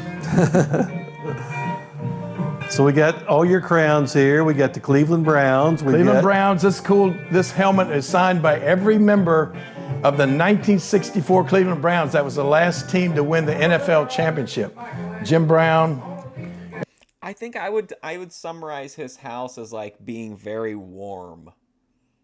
Like everything just has kind of like that warm, nostalgic glow to it that kind of like, even though it's not nostalgia that I can connect with, it still just has kind of that old Americana, just has kind of that like comfort feeling to it. So it just seems like his whole house is kind of like warm and fuzzy, nostalgic vibes. Here's a picture of me and Bernie Kosar. Couple Jim Brown, classic Jim Brown cards, signed cards. Another Jim Brown helmet. Is this a Nuka-Cola Quantum behind it on the shelf here? Let's see. Got the Cleveland Indian Santa Claus up there. It's cool. Yeah, Cleveland Indian stuff. I got a lot of, there's a signed picture of Rocky Colavito. This guy, he was one of the most famous Cleveland Indians ever. I also have Bob Feller. Bob Feller was a great pitcher for the Cleveland Indians. Here you see him up there. He signed me a couple of baseballs. He signed a hat to me. And you'd love to be stoned in that place. That's what I was thinking when I watched a little bit of it just to kind of get an idea of whether it was something I wanted to show on here. And I was immediately like, this is the perfect thing to get smoked out to. I said, "Bob, would you sign this hat for me?" He said, "Yeah, what's your last name?" I said, It strikes you as the kind of kid who keeps all of his Star Wars figures when he was a kid. He did show earlier, I think before you got here, he actually still has his baseball cards from when he was a kid, but he didn't save them, but his mom did. And after that, he started saving like everything. Jerry Lawler. And he was writing away, and I looked at the hat and it said, "To my friend Jerry Fowler." I didn't have the heart to say anything to him. Then somebody in Cleveland told me, said, "You know what's worth more than a baseball signed by Bob Feller?" I said, "What?" They said, "One not signed by Bob Feller." Apparently, Bob lived so long that he signed everything in sight. Wow. But it was cool. And a lot of cool Superman. What a burial. Oh, thanks, He-Man. And then more memorabilia over there. King, this is the newest asset to your collection. Yes, Superman. the newest edition. What, that just came yesterday all the way from Texas. It sure did, yeah. My friend Tim Gardner, who is the I don't know if he's the president or whatever, but he has the International Superman fan page on Facebook. And he's got thousands of members of this, and he deals in all sorts of Superman memorabilia and everything. And he's got several of these at his home in Austin, Texas. And he got in touch with me, and so I bought this, and he brought it all the way up here. Him and his wife, we went. What's this thing back here? I wonder. That's like RF or whatever. Went out to dinner, and they came and assembled this for me just yesterday. So this is one of my most proud pieces about Superman. And you had to have it. But what got you into Superman? Well, that's probably the reason that I wear this ring. I think when This is absolutely wild. It feels like he's been waiting for this guy to come into his home for like years. He's got like everything ready to go. He's like baiting him to be like, he's bringing him into this room full of Superman stuff. And he's like, "So, Jerry, when did you first get into Superman?" He's like, "That's why I wear this ring right here." And then we're going to go down the rabbit hole. I look back at what got me into everything, it goes back to Superman. because when I was 5 years old, that's when I first realized that I could draw and be an artist. And the first thing I remember drawing was Superman. And that was because the TV show with George Reeves, the old Superman TV show, look up in the sky, it's a bird, it's a plane, it's Superman. That show had just come out in the 50s. And I was mesmerized. I mean, Oh, I'm not knocking the Superman stuff at all. I'm just saying, like, he's always ready. Like, I feel like he's gone over in his head, like, how he would explain it to people, like, while he's just walking around the house, you know, like, oh, yeah, I got this piece back there, you know, just kind of, you know, I just think a lot of people do that, just, like, talk to themselves. But, like, I think he's really enjoying being able to tell all these stories to somebody. I mean, I thought that was the greatest thing ever as a little kid. And so I then started to draw Superman. And what I envisioned at that time as a kid growing up, once I got in school and everything, I continued to draw. And I had just thought that one day I wanted to work for DC Comics and be a comic book artist, drawing Superman comics. So, and that's what I worked for my whole throughout school. And finally, when I was a senior in high school, I sent some pictures that I had drawn to the TV station that I drew some pictures of wrestlers. I had always drawn superheroes, but then my dad was a big wrestling fan, and he and I would go to the wrestling matches on Monday nights, and I started drawing some pictures of Jackie Fargo and Tojo Yamamoto, and they became my heroes more so than Superman there for a while. And so somebody said, why don't you send some of those pictures to the TV station? They might show them on. It's all a cry. He's still there. He's uploading footage daily from the Jerry Lawler house tour, which has been going on for like over 3 years. On TV. So I did. And all of a sudden I tuned in, I sent some pictures, and then just, you know, I'm just a young kid just out of high school, and all of a sudden I turned the TV on Saturday morning, and I see Lance Russell and Dave Brown sitting there as usual at their desk, and they said, well, Dave, we got some big action coming up here today. And I looked over on the corner of Lance's desk, and right there beside him, I could see my drawings sitting there. And I went, oh my gosh, I think he's going to show my drawings on the show. And sure enough, about halfway through the show, he said, well, Dave, let's talk about it. You know, they had a few matches, and then he said, Dave, let's talk about what happened All right, He-Man. the other night, or last Monday night down at the Mid-South Coliseum, or Ellis Auditorium at the time. What happened down at the auditorium? And he said, you know, to kind of illustrate that, we have some drawings that were sent in by, he looked at the back and said, young man named Jerry Lawler. And look at this artwork he did. I mean, this, you know, Tojo Yamamoto went against Jackie Fargo, and Tojo was the winner of that match. And I had drawn a picture of like Tojo giving a chop to Jackie Fargo, and Jackie Fargo was like splitting in half like this, right? And so, and then I had the results of another match. And so it was funny in the fact that they didn't used to send a camera crew down to show the highlights of the match. It was always just Lance and Dave would talk about what happened in the match. So all of a sudden, this was like something cool to. Jerry Lawler, it's like an episode of The Twilight Zone. He's become one of the antique, what did he call them? Antique artifacts? Rather than just have two talking heads, they could show these little illustrations of what took place in the match. So I was like in heaven that they showed my stuff on TV. And then when the show was over, my phone rang, and it was Lance Russell. Distinction. I just noticed that. Wow, that's kind of neat. And he said, Jerry? And I said, yes, sir. He said, Jerry, this is Lance Russell. And I just wanted to call and tell you, everybody loved your artwork, and we were just wondering if you could do. Oh my gosh. If you haven't seen the episode we did about the Jerry Lawler show, you should go back and watch it. There's a great interview with Jerry Lawler where he interviews Lance Russell, but they're out on like a park bench, just out in the world. It's a really, really cool interview.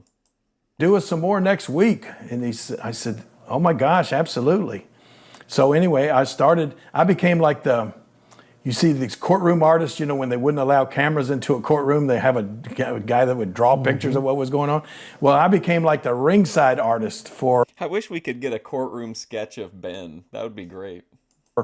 the wrestling show. They didn't have to send a camera down there because I would draw what was taking place in the matches. So I did that several weeks, and that's how I became friends with Jackie Fargo through my artwork. That I started out drawing Superman, and then, you know, then that led into me getting into wrestling.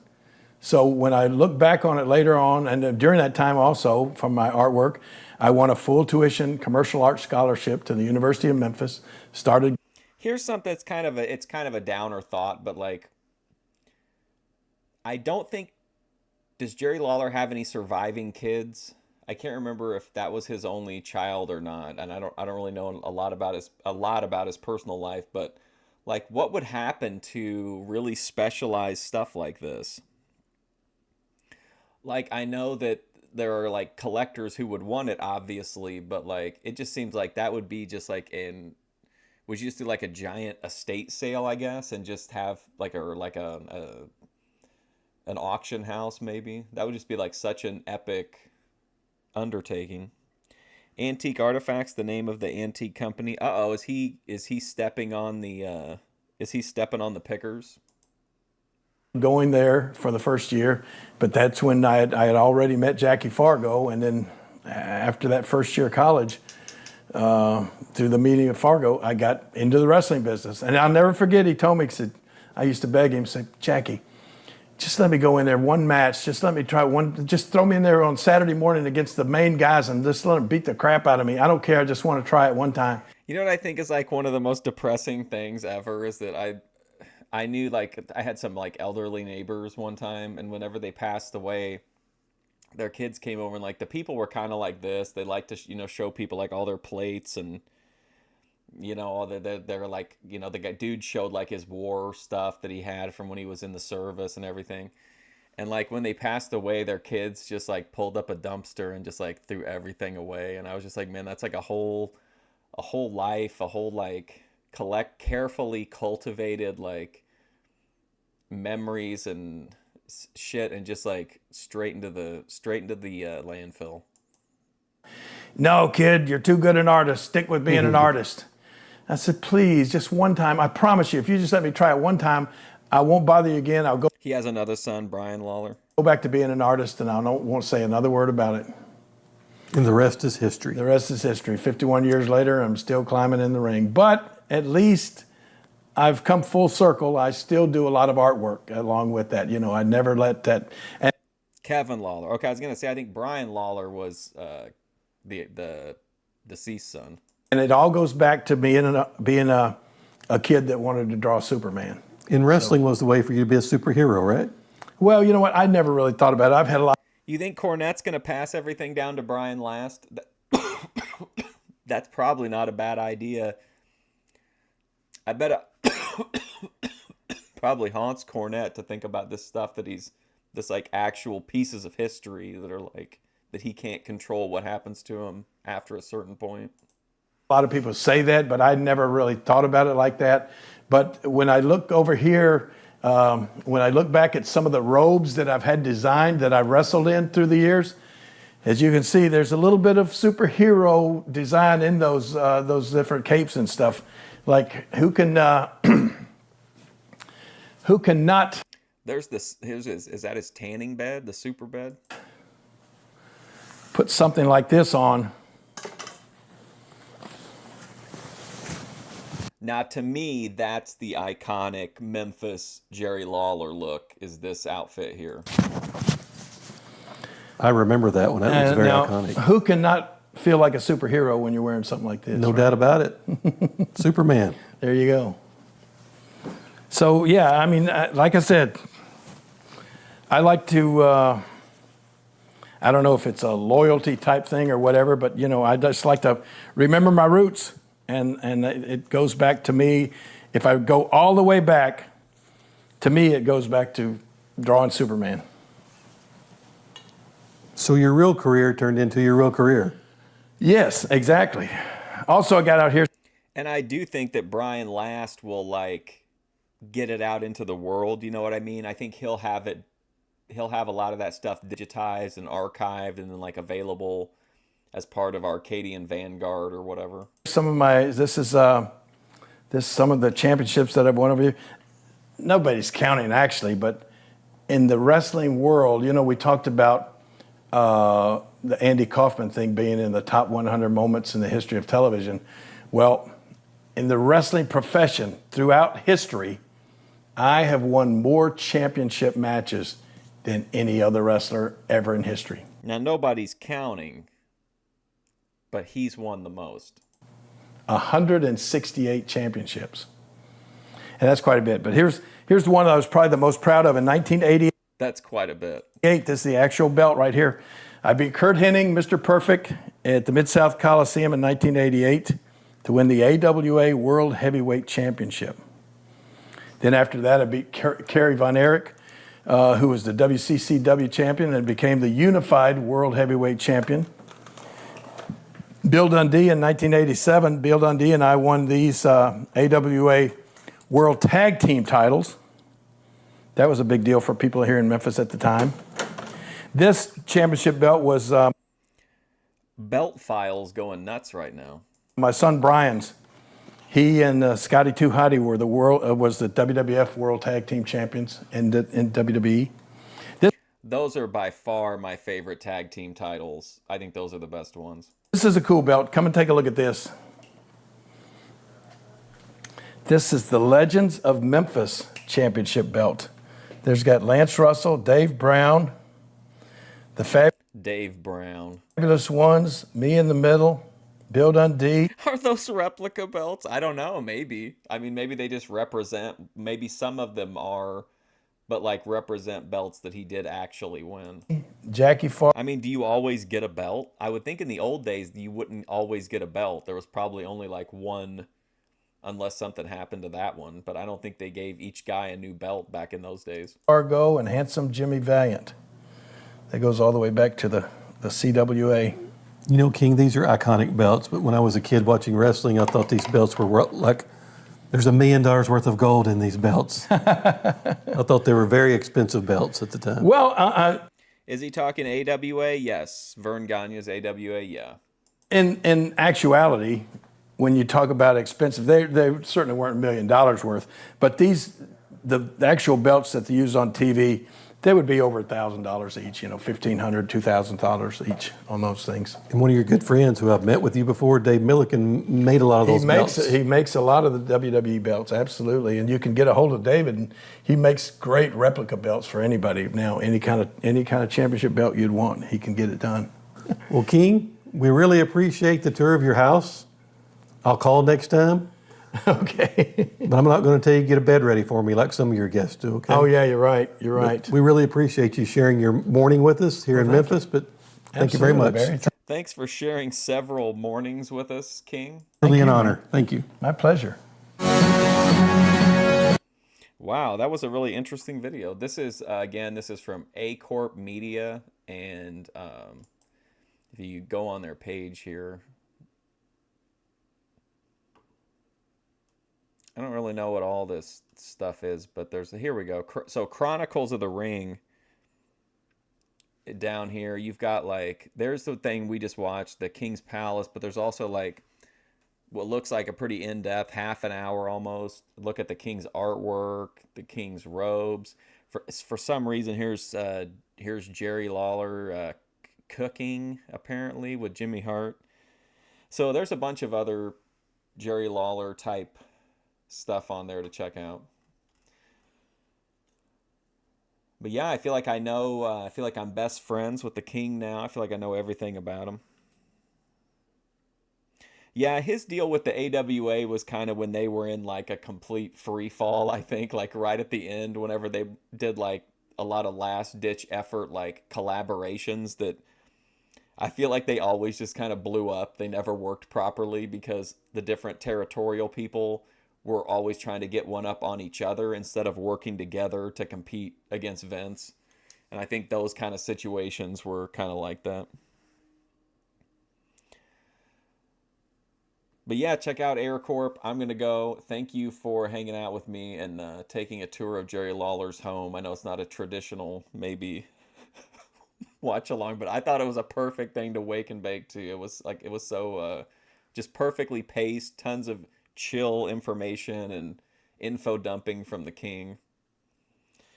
All right, so hopefully I'll see you again soon. I'm gonna try to be on tonight as long as my internet holds up. We'll do movie night tonight, but if not, I'll definitely be here tomorrow. What's tomorrow's Thursday? Maybe we'll do another intoxicated women's stream, and then classic wrestling on Friday, and then maybe Love Connection on Saturday, maybe. Anyway, all right.